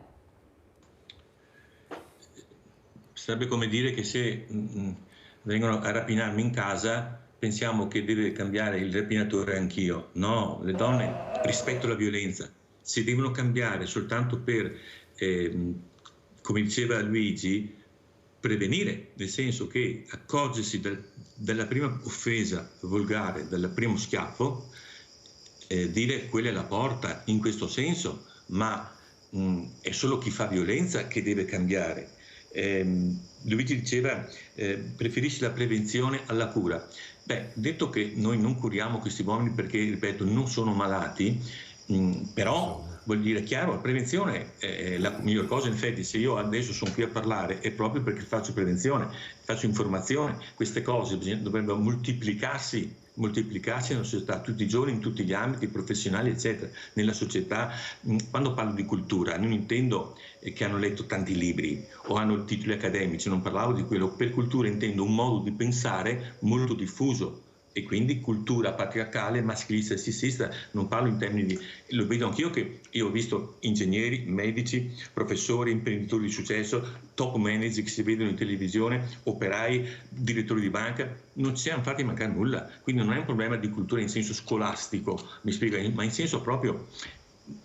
Ecco, Livio ha detto una cosa che proprio mi permette di dire questo. Se io e mia moglie litighiamo tutto il giorno, io sono sposato da 42 anni, ma c'è rispetto reciproco, non c'è problema, ok? E la responsabilità dei dissapori possono essere benissimo anche tutti responsabilità di mia moglie, non c'è problema. Un sano conflitto di coppia prevede che si possa litigare, ma alla pari, senza violenza. Nel momento in cui io dovessi fare violenza, a quel punto la responsabilità è sulla mia. Le provocazioni non sono una giustificazione per la violenza, perché se noi accettiamo che la violenza, che una provocazione ci permette di fare violenza, è finito il mondo, perché allora noi accettiamo il fatto che se uno mi attraversa la strada, io esco e gli pianto un calciavito in pancia, che se il carabiniere mi fa una multa sbagliata, gli do un cazzotto, che se il mio capo mi offende, lo butto giù dalla finestra. Che discorsi sono? La violenza non ha nessuna giustificazione, e nel momento in cui un essere umano fa violenza su un altro, l'unico responsabile è chi la fa. Si fa confusione tra conflitto di coppia con violenza. Poi Livia ha detto sì, fuori dal matrimonio, fuori dalla coppia. Purtroppo devo dare questa notizia, e non è una mia opinione, è diffusa nelle statistiche mondiali. La stragrande maggioranza delle violenze sulle donne si fanno in famiglia. La maggior parte degli uomini che fanno violenze sulle donne in tutto il mondo sono mariti, fidanzati, amanti, ex partner, datori di lavoro, conoscenti, ma al primo punto in tutto il mondo, dalla Norvegia all'Africa nera, sono i mariti e fidanzati. O accettiamo questo fatto, perché è un fatto, chiunque può andare a documentarsi, oggi su internet trovi di tutto, se vuoi ti vai a documentare e vedi che è vero. Quindi c'è troppa, Mirella, ancora in senso etimologico, c'è troppa ignoranza sulla violenza maschile. Quello non c'è dubbio. Abbiamo Sandra da Padova, dottor Romeo, sono amica della linea, vai Sandra. Ciao Mirella. Ciao. E buongiorno ai illustri ospiti. Buongiorno. Io ho visto ieri sera Rete Veneta e parlavano proprio del fatto che è avvenuto a Padova. Allora, già qualcuno, scusa, di sinistra ha già detto ma bisogna vedere perché il carabiniere, cioè cominciamo già a dare delle giustificazioni e speriamo che non succeda, tra virgolette, che adesso il carabiniere viene indagato e deve pagare i danni e avanti. A parte l'episodio di ieri sera che di Padova, che io trovo meno male che la signora è stata guardinga a chiamare i carabinieri, perché sono arrivati e perché sennò a quest'ora avremmo parlato di femminicidio, giusto? Ecco, per quanto riguarda il professor Romeo, ha ragione, la cultura, è vero, non intendevo perché io ho sentito, seguo molto la politica, i fatti, i giornali, la televisione, ma come ha detto lui, tante persone laureate, non laureate, dottori, medici, purtroppo c'è questa cultura, diciamo, arcaica, che la donna deve essere tua, chiuso. La donna come l'uomo non è possesso, neanche i figli sono possesso. E quando riusciremo a capire questo, poi le donne, le ragazze io trovo che sono libere di uscire. Ma perché una ragazza deve aver paura di uscire perché è chiaro, scusa se dico, ma qualche clandestino, non avendo uno sfogo sessuale, si eccita solo a vedere, non so, un pantaloncino corto. Cioè, mi sembra, e dopo mi viene in mente, dopo chiudo perché non voglio togliere la parola agli nostri ospiti, a qualcuno che deve chiamare. Mi viene in mente quel fatto poco tempo fa di quell'albanese che ha ucciso la figlia di 16 anni e il bambino che è scappato e è riuscito a nascondersi, perché aveva intuito, secondo lui, che lei lo tradiva. E lei in una dichiarazione in vari telegiornali ha detto che lui usava violenza alla figlia e gli hanno chiesto ma perché, scusa, lui usava violenza alla figlia e tu non ti sei mossa? Ma stiamo scherzando? Ma io, se mia figlia o mio figlio, mio marito, suo papà usa violenza, ma la prima cosa che faccio vado a denunciarlo. Allora perché, punto di domanda, è perché poi avremmo avuto una nomea negativa nella comunità, ecco, allora se non radichiamo questa cultura che è veramente di una volta, le donne di una volta si facevano picchiare perché dovevano tenere Sandra, la famiglia veloce perché sennò non ce la faccio. Ecco, allora Mirella, e dopo la solitudine dei ragazzi, da un lato è vero, però ti parlo in prima persona, Mia mamma non si rompeva tanto le scatole, parliamoci chiaro. Io uscivo e mi diceva alle 6 essere a casa, se no meno. Dunque, sono dei deboli che seguono la compagnia, il branco. Bisognerebbe che i ragazzi prendessero una personalità più distinta, più radicata. Grazie Sandra, grazie, molto chiare. Se arriviamo troppo lunghi sono quasi in chiusura. Allora grazie Sandra, hai fatto molte riflessioni. Luigi Caldato. Allora Sandra è d'accordo con Livio, anche la donna deve cambiare, non tutte ma qualcuna? No, ha espresso un concetto che mi piace molto, che la donna è la tua moglie, la tua amica, la tua compagna, il tuo figlio non è tuo, ma è una cellula della vita. Quindi se noi entriamo in questo concetto di valutazione, non è che tua moglie è tua, non è che la tua compagna è tua, tuo figlio non è tuo, è una cellula della vita. Quindi questo è un messaggio che deve passare, non c'è niente di tuo. Cioè, è questo senso di possesso assoluto della donna che la devi sentire sotto la tua campana, se no ti sfugge, cosa succede? Considera che è una cellula della vita in generale e quindi di tuo non c'è né il figlio e neanche la donna. Quindi credo che bisogna entrare in questo ordine di idee per aprire un po' la cultura.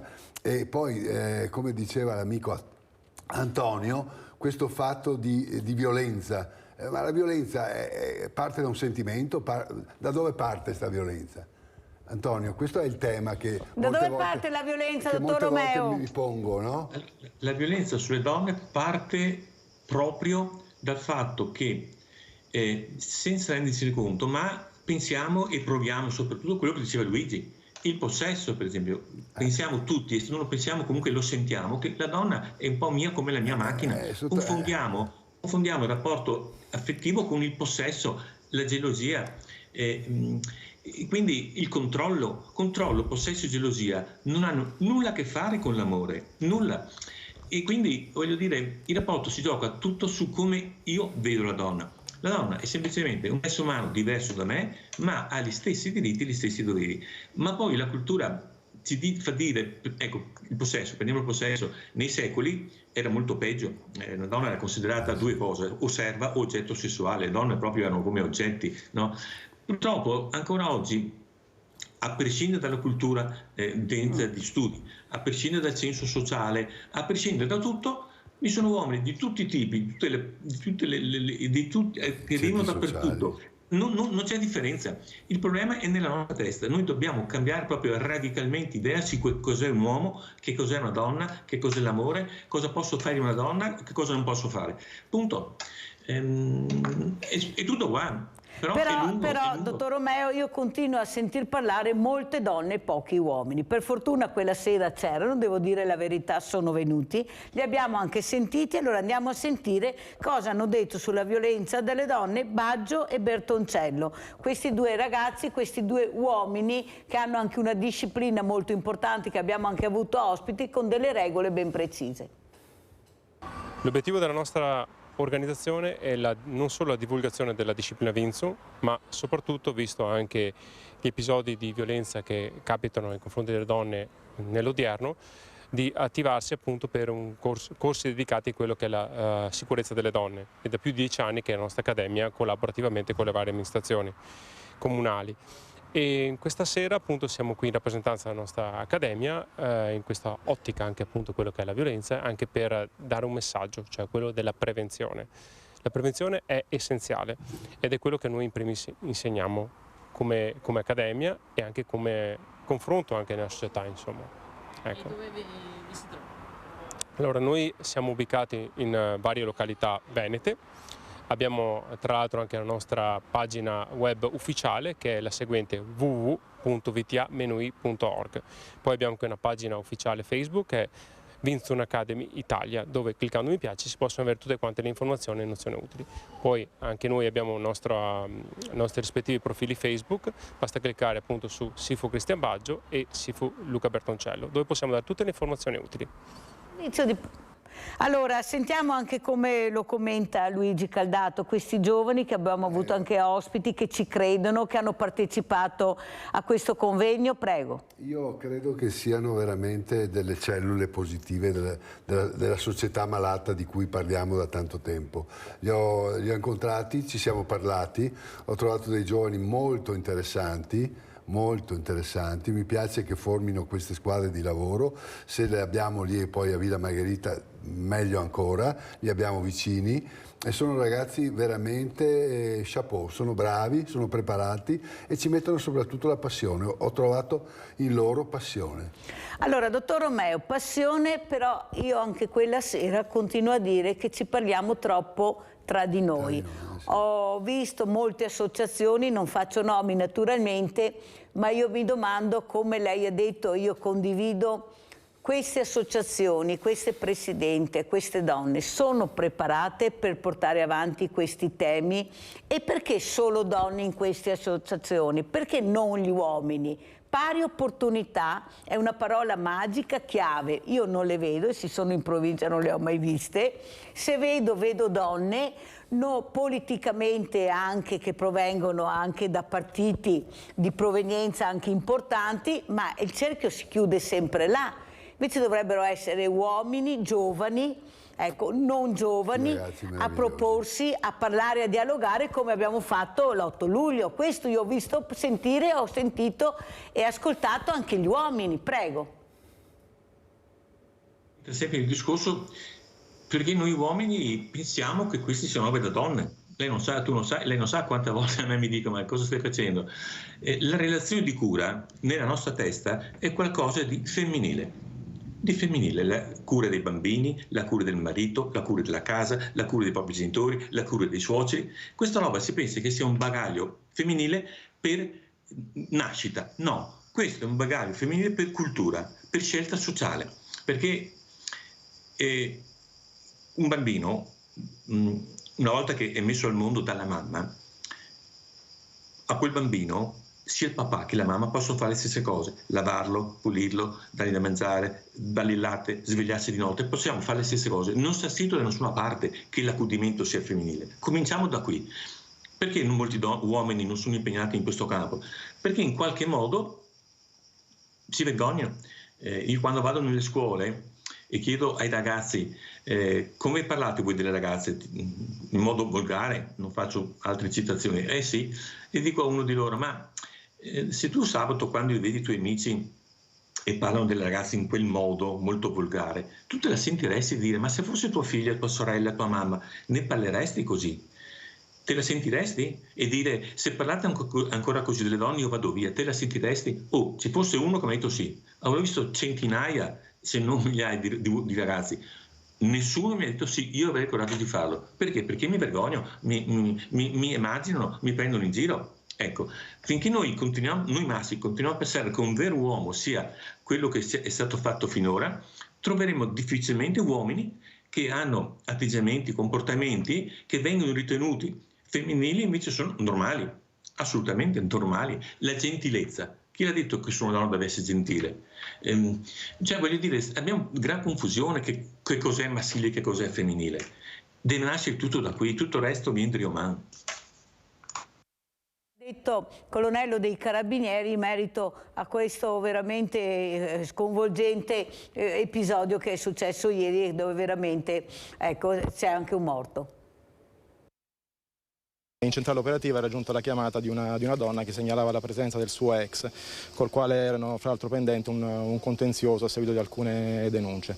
Effettivamente giunti sul posto i militari hanno trovato questa persona a bordo di un furgone, tra l'altro ancora presente qui in strada, è stato identificato ed è stato invitato a lasciare il luogo. La persona è sembrata effettivamente aderire a questo invito, si è messa in macchina, ha ingranato la retromarcia, salvo poi però ingranare la prima e puntare dritto verso i militari. Uno dei due è stato schiacciato sulla nostra autoradio ed è caduto al suolo, ha riportato delle gravi ferite agli arti inferiori. Dopodiché quest'uomo ha impugnato un pugnale e vi si è scagliato contro. Effettivamente a questo punto l'altro militare per cercare di salvare la vita al collega, ha sparato 4 colpi d'arma da fuoco e ha attinto il soggetto.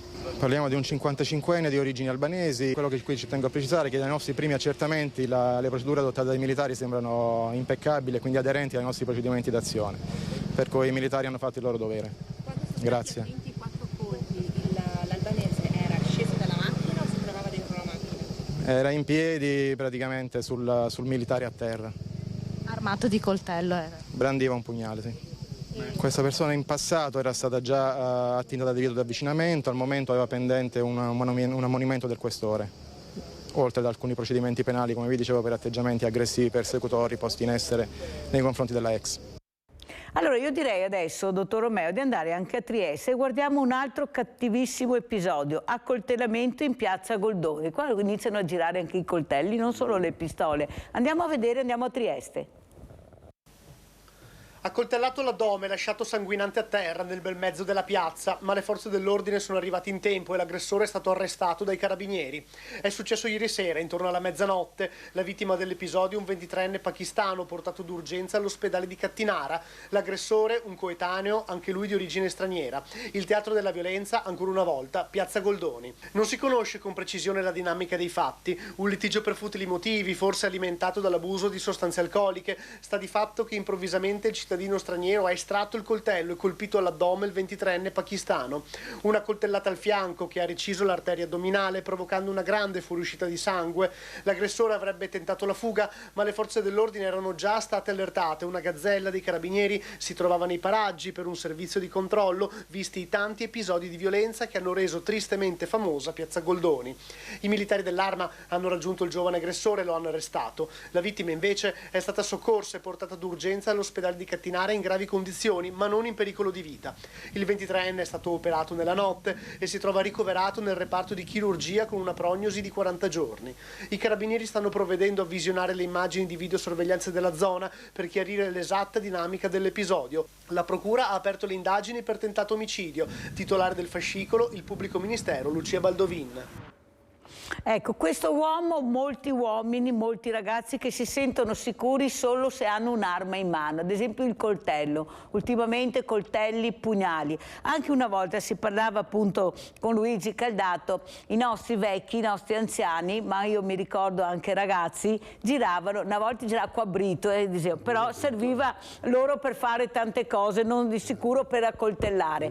Però questo uso del pugnale sta ritornando, questo coltello anche nelle scuole, e guarda caso sempre i ragazzi, non le ragazze. Difficilmente trovi una ragazza che anzi dovrebbe averlo, a mio avviso, più del ragazzo, visto l'aria che tira. Ecco, ce l'hanno i ragazzi. Dottor Romeo. Sì, ha detto giusto, ma infatti la violenza, allora, detto con chiarezza che la violenza maschile sulle donne deve essere trattata in modo specifico, non è come tutte le altre violenze, è una violenza particolare, tant'è che si è sentita l'esigenza di chiamare femminicidio l'uccisione di una donna e non più semplicemente omicidio, tanto è vero che si chiama violenza di genere perché è fatta da un genere sull'altro, e su questo bisogna essere molto chiari, perché sennò non ci capiamo, non possiamo fare confusione. È come confondere il calcio con la scherma. Detto questo, da sempre i maschi abbiamo maggiore aggressività delle ragazze e poi diventa violenza. In parte c'è un aspetto genetico, c'è effettivamente per il testosterone una certa aggressività maggiore, ma questo non solo non giustifica, ma neanche accompagna, perché tutti i maschi abbiamo il testosterone, ma tutto sommato quelli che fanno violenza sui grandi numeri, grazie a Dio, sono una minoranza e che fanno più notizie. Però come è nata la violenza? Nell'antichità i nostri predecessori maschi dovevano combattere con le bestie feroci. Ora o fuggivano o attaccavano. Per attaccare un leone ti devi armare di tanta aggressività, prova a pensarci, no? Ti devi proprio caricare. Questa roba qua è rimasta un pochino nel nostro cervello, anche se oggi non serve più. E quindi un uomo debole, un uomo fragile, un uomo che ha paura, un uomo che deve essere aiutato, è un uomo che ha bisogno delle armi o ha bisogno di fare arti marziali per poi picchiare gli altri. Le arti marziali sono nate come discipline di difesa, per qualcuno sono per fare del male agli altri e via discorrendo. E l'ha detto chiaramente Mirella, ma perché sono più uomini che fanno violenza? Da sempre non facciamo più violenza. Dobbiamo capire se è perché siamo nati così o siamo diventati così. Come diceva Simone de Beauvoir, donne non si nasce, si diventa. E io dico più umilmente, uomini non si nasce, ma si diventa. In base a cosa? A cosa respiri in famiglia, a scuola, con i tuoi amici, nella società, la politica, la religione. Tutto concorre a far di me un uomo. Ma che tipo di uomo? Se per qualsiasi motivo giustifico la mia superiorità, mi permetto anche la violenza. Ma cos'è effettivamente la violenza? La violenza fondamentalmente nasce da che cosa? Dalla frustrazione. Se a me una cosa non mi va bene, mi arrabbio. Quindi il meccanismo è frustrazione, rabbia, violenza. Quando sono tanto frustrato mi arrabbio molto, quando mi arrabbio molto posso arrivare alla violenza. Per scardinare questa roba qua è un fatto proprio culturale. In effetti lo vediamo con gli uomini, lo vedo con gli uomini. Si cambia moltissimo nell'aiutarli ad affrontare questa roba qua, ma alla base c'è questo. Non è l'occasione che fa l'uomo ladro in questo campo qua. In campo della violenza maschile sulle donne non è la donna l'occasione che fa l'uomo violento. Non è perché porta la minigonna, perché ti risponde male, perché ti provoca, perché fa sembra che voglia fare l'amore e poi invece non lo fa. Con la violenza, ecco, sintetizzo e chiudo. Con la mia violenza sulle donne, le donne non c'entrano nulla, perché se anche mia moglie mi provoca o la trovo a letto con un altro, tanto per capirci che la cosa per un maschio che ti devasta il cervello, io posso dirle quella alla porta, posso andarmene io, possiamo andare in psicoterapia di coppia, possiamo parlarne con i figli, possiamo prenderci un periodo di riflessione, possiamo divorziare. Quanta roba. L'unica roba che non posso fare è fare violenza, perché la violenza non ha nessuna giustificazione. Però, dottor Romeo, alla domanda che ho fatto a Elisabetta Ferraro, ed ero d'accordo con Emanuela Giannetti quando ha detto perché la donna non si difende, in effetti è così. Noi parliamo molto, creiamo molte associazioni, ma molte di noi nel momento del pericolo, invece di difendersi, ritornano nel grembo materno, si inginocchiano, si chiudono, entrano su questa bolla, come ha detto Elisabetta Ferraro, e là in questa bolla non sento più le percosse, non sento niente perché mi sono chiusa. Ma dovremmo pur difenderci. Io non accetto questo, io mi difenderei, io non riuscirei a sopportare perché la natura stessa dovrebbe far sì che tu risponda per quanto puoi e quanto puoi a questa violenza. Perché dicono non è così facile, non è così semplice. Vuol dire che mentalmente sei proprio bloccata, non riesci neanche più a muoverti. Ecco perché si dice è una domanda che mi fanno molto, ma voi non sapete quanto difficile è. Non riusciamo. Prego, dottor Romeo. È vero, è vero. Ci sono tante ragioni per cui una donna non denuncia. Possono esserci, gli vuole ancora bene, spera di cambiarlo, si ricorda quando erano fidanzati ed era un bel marito, vuole bene i figli, c'è un aspetto economico, ha paura che se lo lascia. Ci sono tante ragioni, quindi non mi meraviglio. Poi c'è effettivamente un aspetto ma ancora più culturale che naturale, perché le donne da sempre sono state educate alla gentilezza. In casa le bambine, oggi forse meno, ma insomma in passato si diceva deve essere gentile, educata, e già alla bambina si dice di dare una mano in casa, di far compagnia alla nonna, tanti messaggi culturali fin dai 4 anni che portano la donna a proprio non prende nemmeno in considerazione la violenza, ma la violenza invece per un uomo, per un maschio, in qualche modo la sente come una possibilità. Quando noi maschi percepiremo che la violenza non può essere una possibilità di relazione, è come se un cuoco sulla tavola avesse tante specie. Ma la domanda è perché la donna non si difende, dottor Romeo? Perché non si difende? Anche se non ce la farà, ma perché l'istinto stesso di difesa?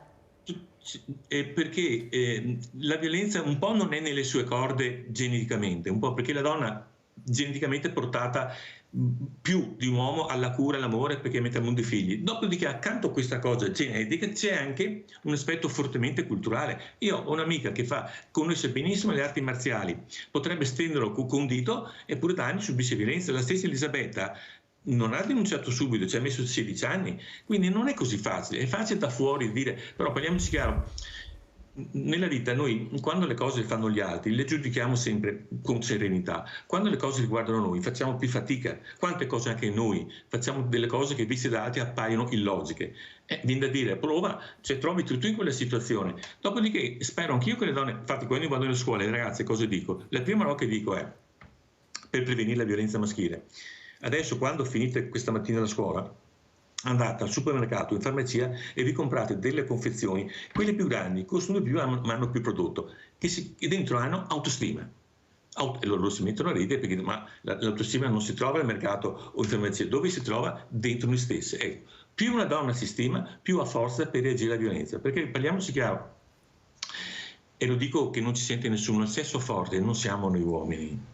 Non siamo noi uomini soltanto molti di noi solo a vedere il sangue svengono, noi non siamo più forti le donne. Una volta una donna mi fa ma in fatto di violenza su questi campi qua purtroppo siamo molto indietro, non c'è niente da fare, non riusciamo non tutte, perché c'è anche veramente chi si fa rispettare, ci mancherebbe altro, però queste donne che io ne ho avuto anche ospite che per 14, 15, 20 anni non si difendono, c'è qualcosa veramente che fa pensare. Cosa ne pensa Luigi Caldato? Poi vi saluto. Sì, io ho un pensiero preciso, che la donna in quel momento abbia paura di procreare ulteriore violenza sull'uomo.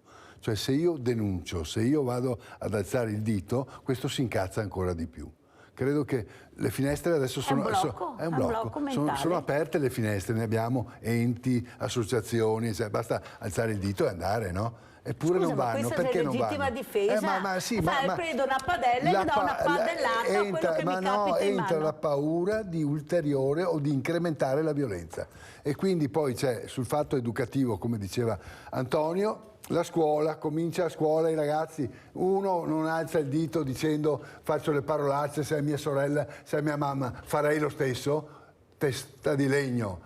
Comincia ad avere rispetto a scuola della tua compagna e di evitare le parolacce e di comportarti da vero uomo. Ma già da lì, dall'asilo, credetemi, partiamo da lì e partiamo che non abbiamo più... Io quando giocavo a calcio dai 14 ai 18 anni, campionato junior regionale allora, 14-18, alle 7 del mattino andavamo a messa prima, con il nostro allenatore, il massaggiatore, prima a messa e poi in campo. Capisci che manca proprio anche il militare, altra storia, ne parliamo del militare, ti imparavi a essere paziente, imparavi a subire gli ordini, a subire molte volte, e imparavi rispetto e servizio, e soprattutto obbedienza. Sentiamo come ci saluta il dottor Romeo, prego veloce dottor Romeo che sono in chiusura. Sono d'accordo con Luigi, l'unica cosa è che in ogni generazione quelli che hanno i capelli bianchi come noi dicono ai figli ai miei tempi. Purtroppo oggi, i tempi di oggi sono anni luce diversi dai miei e di Luigi. E mentre una volta da generazione in generazione la differenza era poca, oggi è immensa. Dobbiamo conoscere i giovani per poter aiutarli. Bravo. Grazie al dottor Antonio Romeo che ha creato questo cofondatore di un centro per uomini maltrattanti. Dottor Caldato, come ci saluta lei invece da consigliere ecco, anche sul settore, sul sociale, fa parte di una commissione che si occupa di sociale. Mi toccherà fare il presidente di questa commissione. E devo dire che sono molto preoccupato perché veramente tocchiamo tutti gli anelli deboli della società di cui abbiamo parlato anche oggi, ma soprattutto dei bambini, della violenza, del bullismo, degli anziani. Le case di riposo sono full, non c'è un posto per un anziano in casa di riposo. L'altro giorno parlavo con il dottor Pavà, mi dice Gigi, non ce la facciamo più. Pensate voi. Quindi, grazie. Poi parliamo di ATER, di case popolari, con una sentenza in corso, cioè chi ne ha più ne metta. Mi incaglio su una bella avventura. Chi ne ha più ne metta. Grazie anche a Luigi Caldato, consigliere comunale Treviso Lega Conte. Grazie. Pubblicità.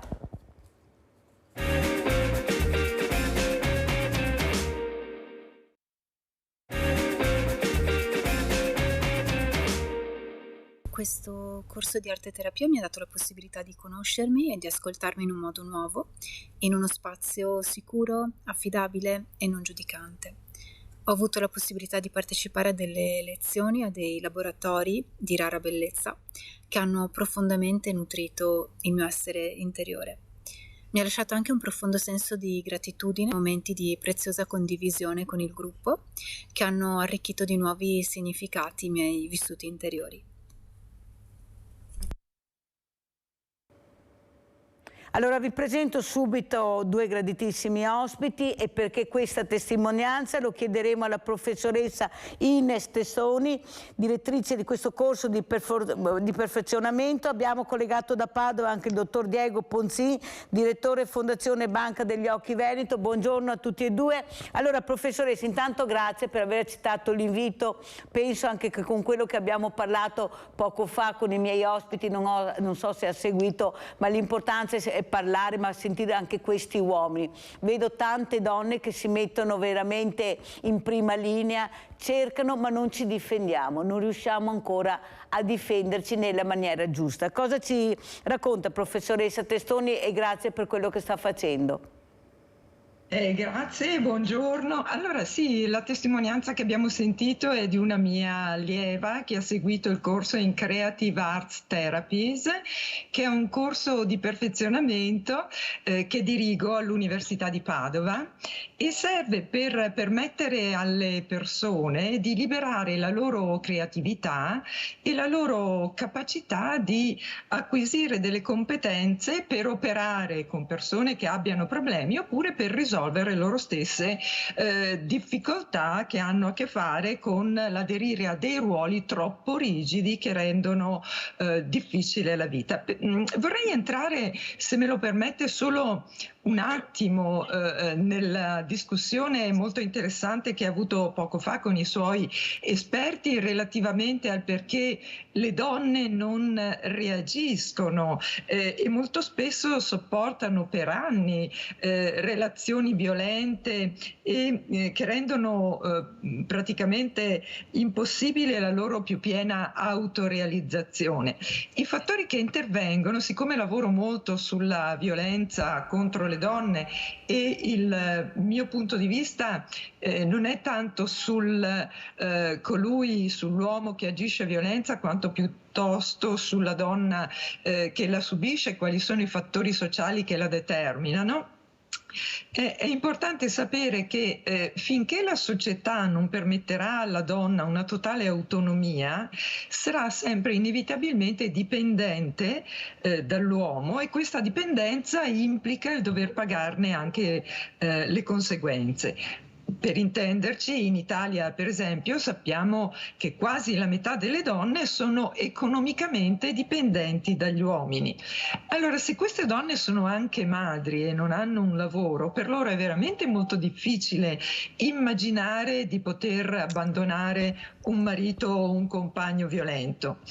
Inoltre, se queste donne non hanno la possibilità di avere un supporto sociale che rende loro possibile richiedere autenticamente aiuto e il supporto del quale necessitano, per loro diventa pressoché impossibile riuscire a liberarsi da una relazione violenta. Nel secondo caso stiamo cercando di intervenire con i centri antiviolenza e anche con le case shelter che permettono alle donne di abbandonare la casa all'interno della quale subiscono violenza. Il problema però è sicuramente quello che riguarda l'aspetto educativo. Lei diceva una cosa che mi è piaciuta molto, perché le donne non sanno reagire, vale a dire sopportano per anni una relazione che dovrebbero invece interrompere immediatamente, perché siamo educate alla dipendenza dall'uomo. Sostanzialmente, così come si insegna ai bambini a usare e manovrare armi fin da bambini, perché regaliamo loro pistole, regaliamo loro soldatini, regaliamo loro giocattoli che evocano il ruolo che potrebbero assumere in futuro, vale a dire quello di essere uomini armati, legittimati a ferire e uccidere.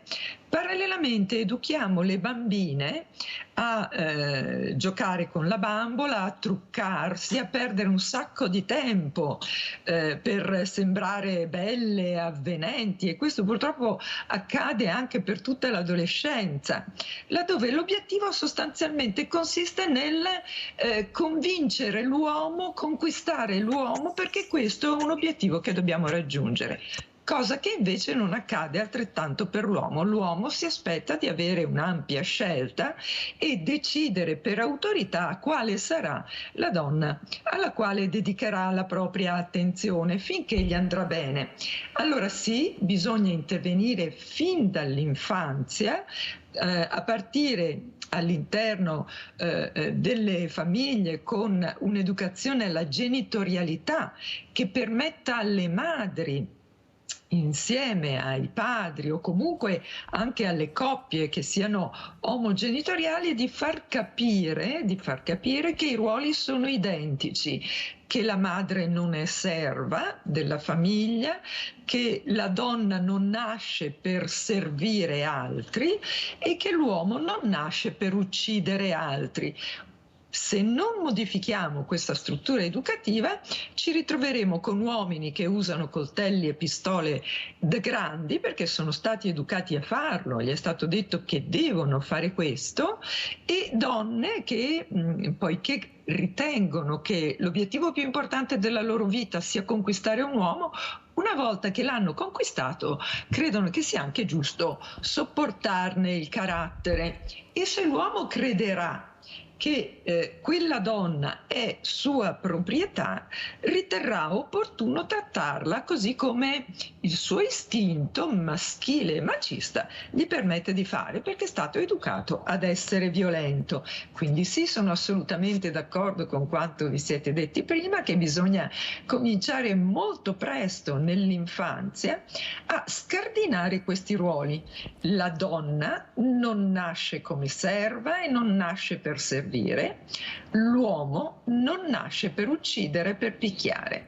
Allora, sentiamo anche cosa ne pensi il dottor Diego Ponzin, che oltre a essere direttore della Fondazione Banca degli Occhi Veneto è anche uno scrittore. Questi libri, il giallo e il nero, questo giallo che io incontro molto, dottor Ponzin, anche l'altro giorno la Emanuela Giannetti, proprio perché è intervenuta a questo convegno a Villa Margherita, poi ha fatto un quadro sulla violenza di genere, e quello che è emerso dai colori anche con i telespettatori era il giallo, questo giallo che prende, questo giallo che ha varie sfumature. Prego, dottor Ponzin, anche in merito a quello che ha detto la professoressa Ines Testoni, proprio come uomo e come scrittore, poi sentiremo anche come direttore della Fondazione degli Occhi Veneto, che è una banca importantissima. Prego, dottor Ponzin.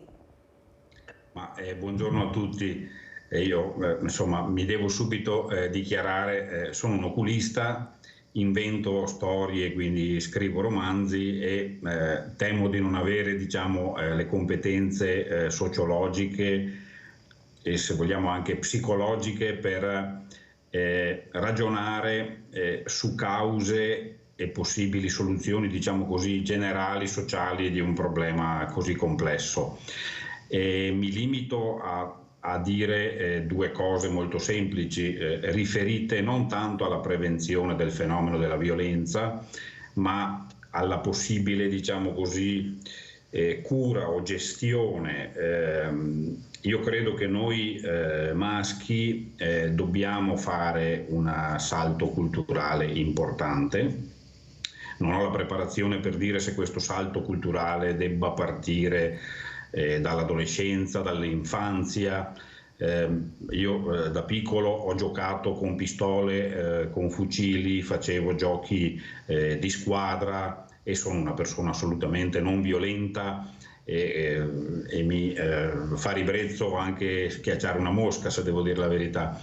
Detto questo, credo che i maschi debbano proprio culturalmente imparare a gestire la fine di una relazione e a vivere la fine di questa relazione sapendo elaborare il distacco e quindi la consapevolezza che quella persona non è mai stata di tua esclusiva proprietà nel senso di poterne fare quello che si vuole e che a un certo punto decide di andare per la propria strada. Ecco, credo che parte di queste reazioni assolutamente condannabili siano dovute a questa incapacità dell'uomo di accettare in modo anche nel senso di elaborazione fisica il distacco e di gestirlo in modo coerente, razionale, anche affettivo se vogliamo, ecco, in modo da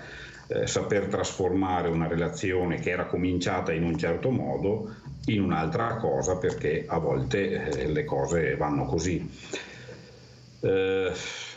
Studiando per scrivere le mie storie ho visto come in effetti in altre culture i ruoli e il rapporto uomo-donna sia gestito e anche accettato in termini molto diversi, anche con accettazione da parte delle donne stesse. Quindi non so entrare in questo tipo di dinamiche, non so se dovremmo aspirare a una cultura universale, collettiva, perché poi entrano di mezzo le diverse religioni, i diversi credo legati alla società dove si vive, eccetera.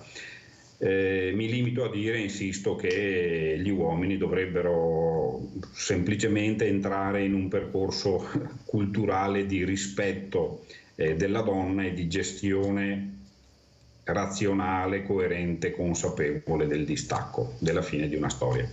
Professoressa Testoni, noi vediamo questo libro del dottor Diego Ponzin, la struttura del giallo e del nero, questa farfalla con questo giallo bellissimo, ma con questo nero che la rende veramente turpe, la rende veramente una farfalla quasi che non riesce a volare, sopraffatta dal nero, anche se domina il giallo. Ecco, io ho il giallo questa mattina, fatalità, questo giallo che noi abbiamo perché ci impegniamo molto, proprio abbiamo coraggio anche di denunciare, ma poi abbiamo paura. Il suicidio di quella ragazza, quella donna di 33 anni che non si sentiva sicura nonostante le denunce, nonostante lui avesse il divieto di avvicinamento, però si è suicidata. Perché allora io penso che predomina, e qua vorrei proprio sentire, professoressa Testoni, la sua opinione, non è la dipendenza per me, è la paura. È la paura, non abbiamo il dopo panchina, non abbiamo il doppio denuncia, non abbiamo la certezza della pena. È inutile che facciamo le panchine se non abbiamo la certezza della pena, che è il dopo panchina. Che me ne faccio della panchina, tanto ormai ce ne sono in tutti i colori, si fa anche una confusione bestiale. Ecco, forse non abbiamo quello, ecco, abbiamo ancora tanta paura e quello ci blocca. Prego. Sono assolutamente d'accordo sulla paura. Mi piace molto la copertina di quello splendido libro, perché la farfalla non ha soltanto le ali della farfalla, ma attenzione, la parte inferiore è la parte di uno scorpione, sì. Quindi dobbiamo fare attenzione perché ha un pungiglione che uccide.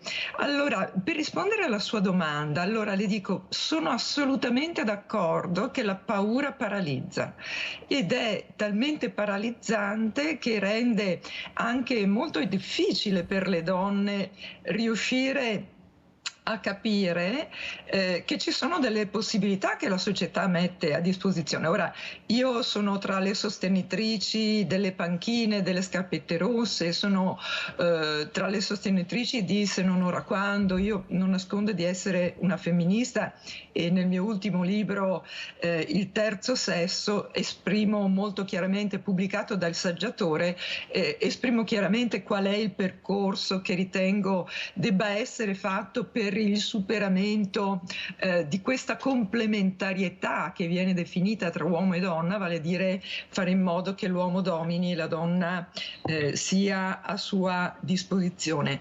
Ora, come superare il terrore? E qui entriamo allora nel merito nuovamente di questa testimonianza che abbiamo visto in apertura. Le arti terapie, quindi questo corso di perfezionamento che dirigo all'Università di Padova, insegnano a trovare il coraggio di fare l'esame di realtà e non lasciarsi imbrigliare dal senso di impotenza che in qualche misura abbiamo imparato ad acquisire con i processi educativi sociali.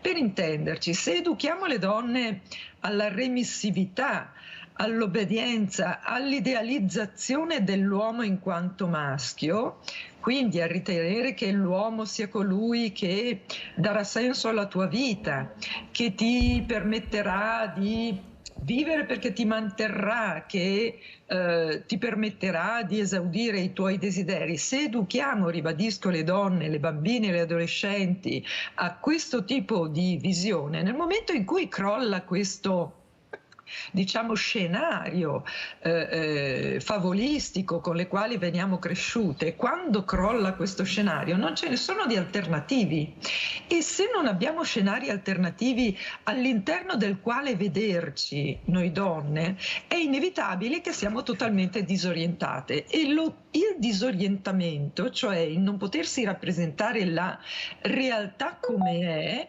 impedisce inevitabilmente di poter pianificare delle azioni anche solo per la richiesta di aiuto.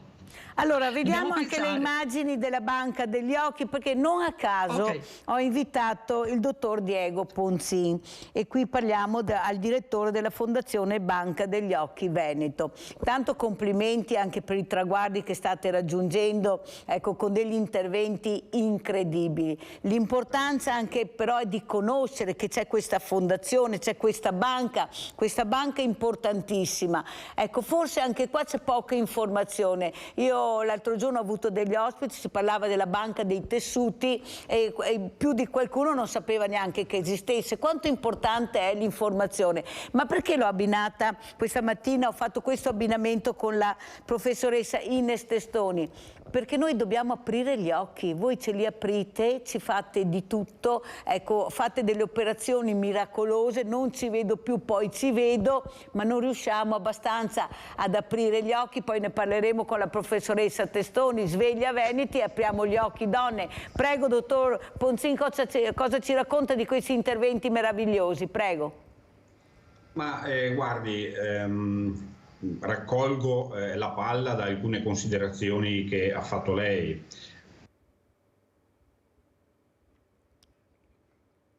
Vediamo se si sblocca. Niente, passiamo allora alla professoressa Testoni, poi ritorniamo dal dottor Ponzin perché non si sblocca. Professoressa, in base a quello che ho detto, lei come mi risponde? Perché non riusciamo a aprire gli occhi? Sì, che ce li aprono bene adesso, non possiamo dire che non ci aprono gli occhi. Prego. Allora, mi piace molto la sua metafora per quanto riguarda la Banca degli Occhi, quest'opera veramente grandiosa, estremamente importante e eccezionale. Non possiamo che ringraziare, perché io, diciamo così, sono una che lavora sui libri dalla mattina alla sera. Allora la interrompo, professoressa, perché è arrivato il dottor Ponzin, se no non riesco a fare. Ecco, sentiamo, allora, prego, bravo. Niente da fare, c'è il collegamento che va e viene, vediamo se lo riprende. Niente, professoressa, continui pure lei. Ecco, io però, siccome non sono oculista, non mi intendo, vado spesso dagli oculisti perché ci vedo poco e devo lavorare con gli occhi, quindi, oltre che con la mente ovviamente, per cui non posso che benedire coloro che ci permettono di tornare a vedere dalla mattina alla sera. Allora, mi piace molto la sua metafora, che ci venisse restituita la vista quando crollano gli scenari che abbiamo in mente.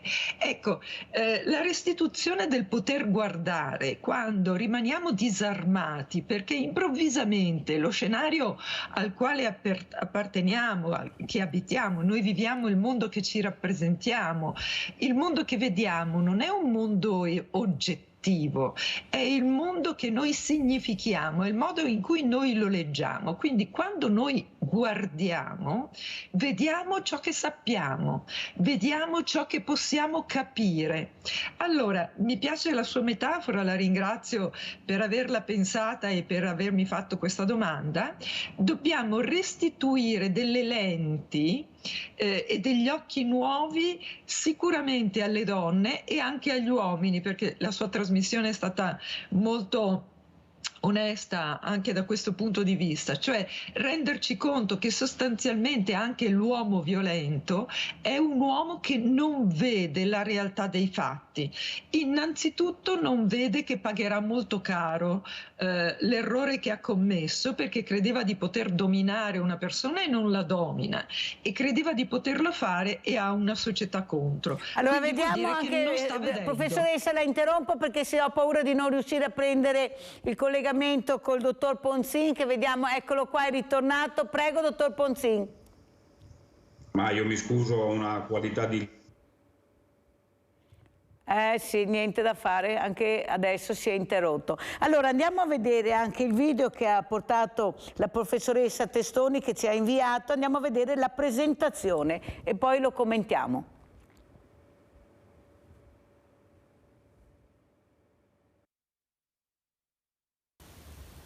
Salve, sono Marta Codato, sono una psicodrammatista e un'arteterapeuta. Ho studiato psicodramma presso la scuola di Giovanni Boria e arte terapia presso il Tamalpa Institute, creato da Daria e Anna Alprin in California. Ho più di 10 anni di esperienza, ho lavorato in ambito universitario con la professoressa Ines Testoni e a livello scolastico. Ho utilizzato appunto da una parte lo psicodramma e dall'altra il life art process, che porta le persone ad ascoltare le proprie emozioni e ad esprimerle attraverso il disegno astratto, senza la conoscenza di tecniche specifiche, ma seguendo la mano e l'emozione e vedendo dove porta, portando se no anche le persone a scrivere delle poesie, sempre seguendo l'emozione, quello che sentono nel momento, e la danza, il movimento, la gestualità e la messa in scena psicodrammatica. Sto lavorando in particolare con donne che hanno difficoltà a esprimere potere e controllo sulla propria vita e che tendono a rifugiarsi in comportamenti autodistruttivi ed autoboicottanti. Sto ottenendo degli ottimi risultati perché queste donne, in particolare lavoro con donne, si stanno finalmente ascoltando, stanno dando valore al proprio sentire, alle proprie emozioni, invece che sempre al senso del dovere, a quello che sono e credono siano le aspettative altrui, e stanno finalmente risvegliandosi ai propri sogni, ai propri desideri, e si stanno facendo condurre da essi, facendo dei passi in quella direzione. Per chi mi volesse contattare, io sono sui social, su Facebook e su Instagram come Marta Codato, e il mio indirizzo email è codatomarta@gmail.com. Allora, professoressa Testoni, intanto grazie per far capire quanto impegno c'è anche da parte delle donne per riuscire a trovare delle soluzioni, a dare delle risposte. È tornato anche, sentiamo il dottor Diego Ponzin. Dottor Ponzin, non se ne vada perché sennò la puntata parte, io non riesco a dialogare con lei, interloquire con lei. Allora, tanti problemi, la Banca degli Occhi, questi importanti interventi veramente mirati, meravigliosi. Ormai si opera con l'intelligenza artificiale, che fa anche un po' paura, a dire il vero, ma non importa. Ecco, questi interventi meravigliosi, però poi ne parleremo con la professoressa Testoni, che non riescono a fare aprire gli occhi nella maniera giusta alle donne. Però voi ce la mettete tutta, e qua passiamo alla Banca degli Occhi con queste donazioni meravigliose, a questi donatori che non finiremo mai di ringraziare. Ecco, com'è la donazione? Ecco, come numeri, siamo cresciuti, siamo aumentati? Prego.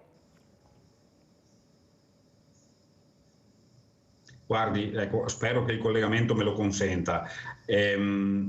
Le donazioni stanno andando nella nostra regione molto bene, abbiamo una tendenza all'aumento di quasi il 20% rispetto all'anno scorso, e questo significa che, diciamo, la pandemia in qualche modo l'abbiamo lasciata alle spalle nel nostro settore, e che la popolazione nonostante gli anni che abbiamo avuto, non ha perduto la disponibilità a donare, quindi questo è importantissimo. Mi è piaciuto molto il commento che purtroppo ho sentito in parte della dottoressa professoressa Testoni di prima, quando si riferiva al vedere e al guardare. Guardare è una cosa, vedere è un'altra, e in effetti restituire la vista a volte è una sfida difficile, e lo è sempre di più mano a mano ci avviciniamo alle strutture nervose che poi sottengono all'interpretazione di quello che vediamo. E qua abbiamo ancora molte sfide da fare e insisto su questo, la donazione aiuta anche la ricerca, perché i tessuti umani che vengono donati danno anche informazioni preziose per quelle che saranno le terapie del futuro per malattie che ancora non riusciamo a guarire. Tornando ad un parallelo con l'argomento importantissimo della violenza di genere che viene discusso stamattina, devo dire che viene abbastanza spontanea la similitudine del saper vedere, quindi noi dobbiamo guardare la società e saper vedere queste situazioni per saper indirizzare degli aiuti importanti e che devono anche durare spesso molto tempo nei confronti di donne che subiscono questo tipo di situazione. Quindi non solo guardarci intorno, ma saper vedere e direi anche saper ascoltare, saper prevenire i disastri prima che si verifichino. Ecco. Allora andiamo a vedere un'altra testimonianza, sempre di un video che ci ha inviato la professoressa Testoni, perché sono molto importanti questi video e queste testimonianze. Andiamo a sentire.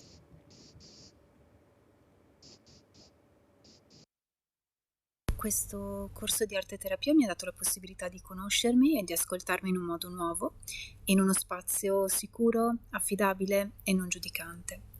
Ho avuto la possibilità di partecipare a delle lezioni, a dei laboratori di rara bellezza che hanno profondamente nutrito il mio essere interiore.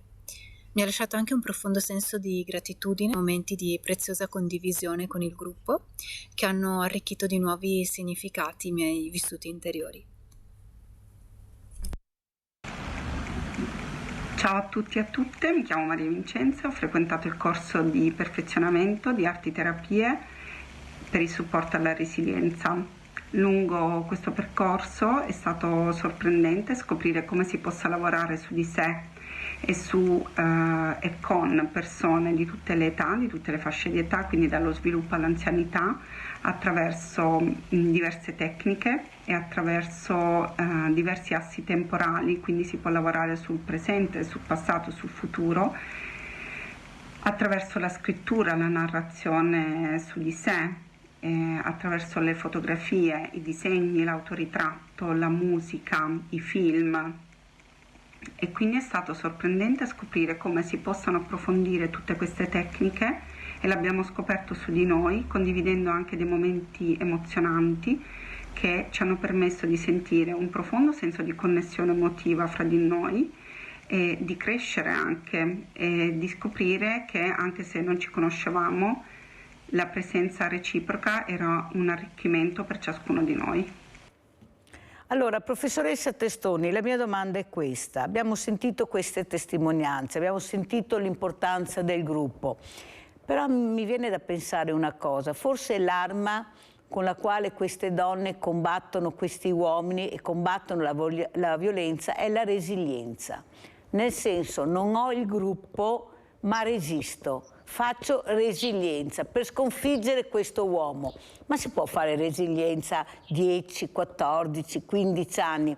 Io mi ricordo una telefonata incredibilmente importante che ha fatto una donna in questa trasmissione, dove ha detto: io sono stata veramente umiliata, proprio abbiano tolto la gioia di essere donna da mio suocero, da mio marito, addirittura ecco, mi violentavano anche psicologicamente, anche con il il mio bambino, per fortuna che sono morti, ce l'ho fatta, per fortuna lo posso dire, sono morti, adesso finalmente sono una donna libera.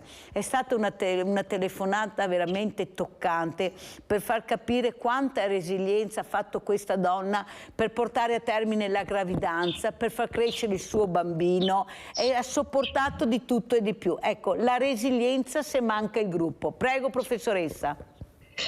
Allora, le arti terapie permettono alle donne di non trasformare la resilienza in capacità di sopportazione, perché sono due cose diverse. La resilienza è ciò che ti permette di essere e tornare ad essere te stessa dopo un trauma, o resistere ad una situazione traumatizzante che procede nel tempo. La capacità di sopportazione invece è il mantenere una posizione di sofferenza e continuare a fare in modo che le cose non cambino e permangano identiche. Mentre per la resilienza è necessario trovare strumenti che ti permettano di essere interamente te stessa, altrimenti è solo sopportazione, con la sopportazione sostanzialmente si è ridotti ai minimi termini, cioè vale a dire si è nella condizione di essere totalmente schiacciati e di resistere nonostante lo schiacciamento. Sono dunque due concetti diversi. Ecco, le arti terapie cercano di trasformare la capacità di sopportazione in resilienza, dando nuovi occhi per guardare se stessi e per guardare l'altro. Cioè, questi nuovi occhi, siccome stiamo lavorando sulla metafora del vedere guardare, d'accordo, è una metafora importante, allora questi nuovi occhi sono gli occhi che ti permettono di vedere realisticamente dove ti trovi, realisticamente in che condizioni sei e che condizioni vorresti che fossero affinché tu potessi sentirti interamente te stessa. Allora, le arti terapie cominciano dal che cosa vorresti essere, che cosa ti piacerebbe diventare, che obiettivi vorresti raggiungere. Comincia da lì.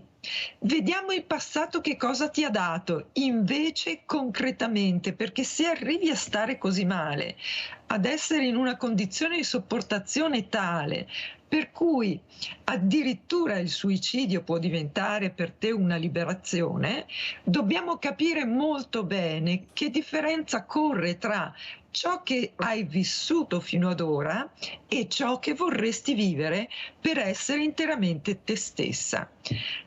Avete sentito Marta Codato, questa mia allieva veramente molto brava. Avete sentito le testimonianze delle mie allieve del corso di Creative Arts Therapies for Resilience. Il titolo è in inglese, ma il corso è in italiano, quindi se volete iscrivervi lo trovate nel sito dell'Università di Padova. Ecco, queste persone dicono che si scopre insieme come creare delle relazioni di supporto, e questo è il primo grande devo chiudere purtroppo, ecco, starei a sentirla tantissimo, ma la inviterò ancora se lei avrà piacere di tornare. Allora ringraziamo tantissimo la professoressa Ines Testoni, direttrice di questo corso di performamento, di queste arti creative per migliorare e per cambiare. Ringrazio anche il dottor Diego Ponzin, direttore Fondazione Banca degli Occhi del Veneto, scrittore. Grazie anche a lei, dottor Ponzin, di essere stato con noi. La inviterò ancora perché il collegamento è andato molto bene, ma ce la faremo. Grazie, grazie. Adesso facciamo la poesia di Mirella.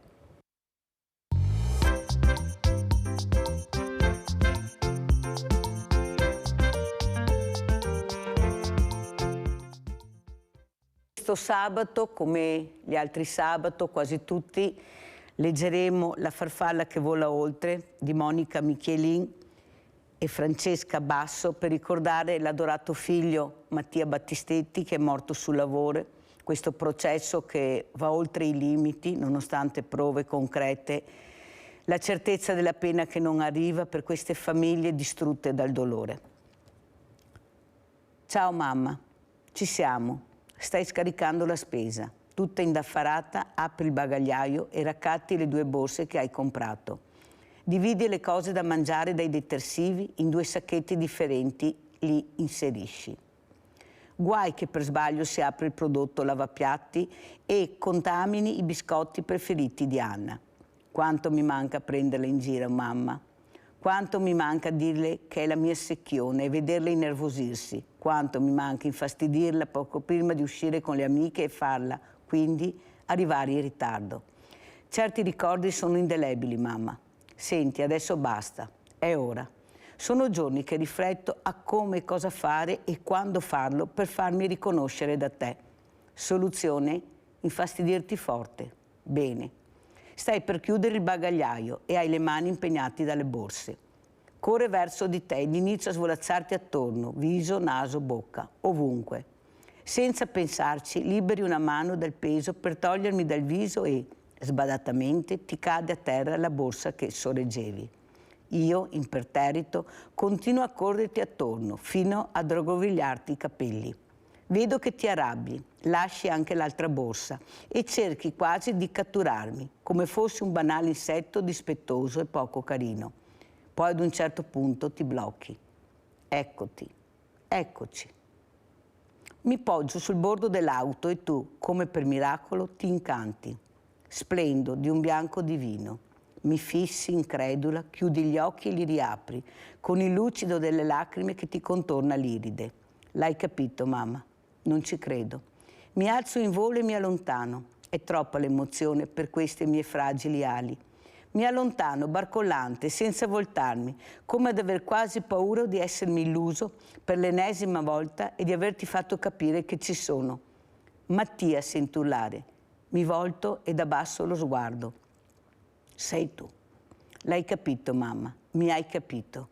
Ci siamo trovati un'altra volta assieme e come 2 cuori all'unisono battiamo assieme il tempo di questa vita con la promessa che non ci lasceremo più.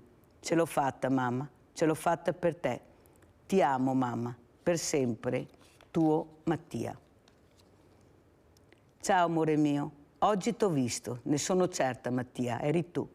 Con le tue grandi ali, maestose zattere in mare impetuoso, hai domato i mari della mia mente. Eri tu, amore mio, col tuo solito profumo, le tue instabili sorprese. Eri tu, nel tuo vagare che mi hai riportata ad un momento di insaziabile serenità. Torna, amore mio, quando vorrai, a casa. Io t'aspetto e ti preparo un fiore dove tu possa adagiarti a piacimento. E da crisalide chiamerai il mio nome e rinascerai ogni giorno con me, per me, fino alla fine dei miei giorni.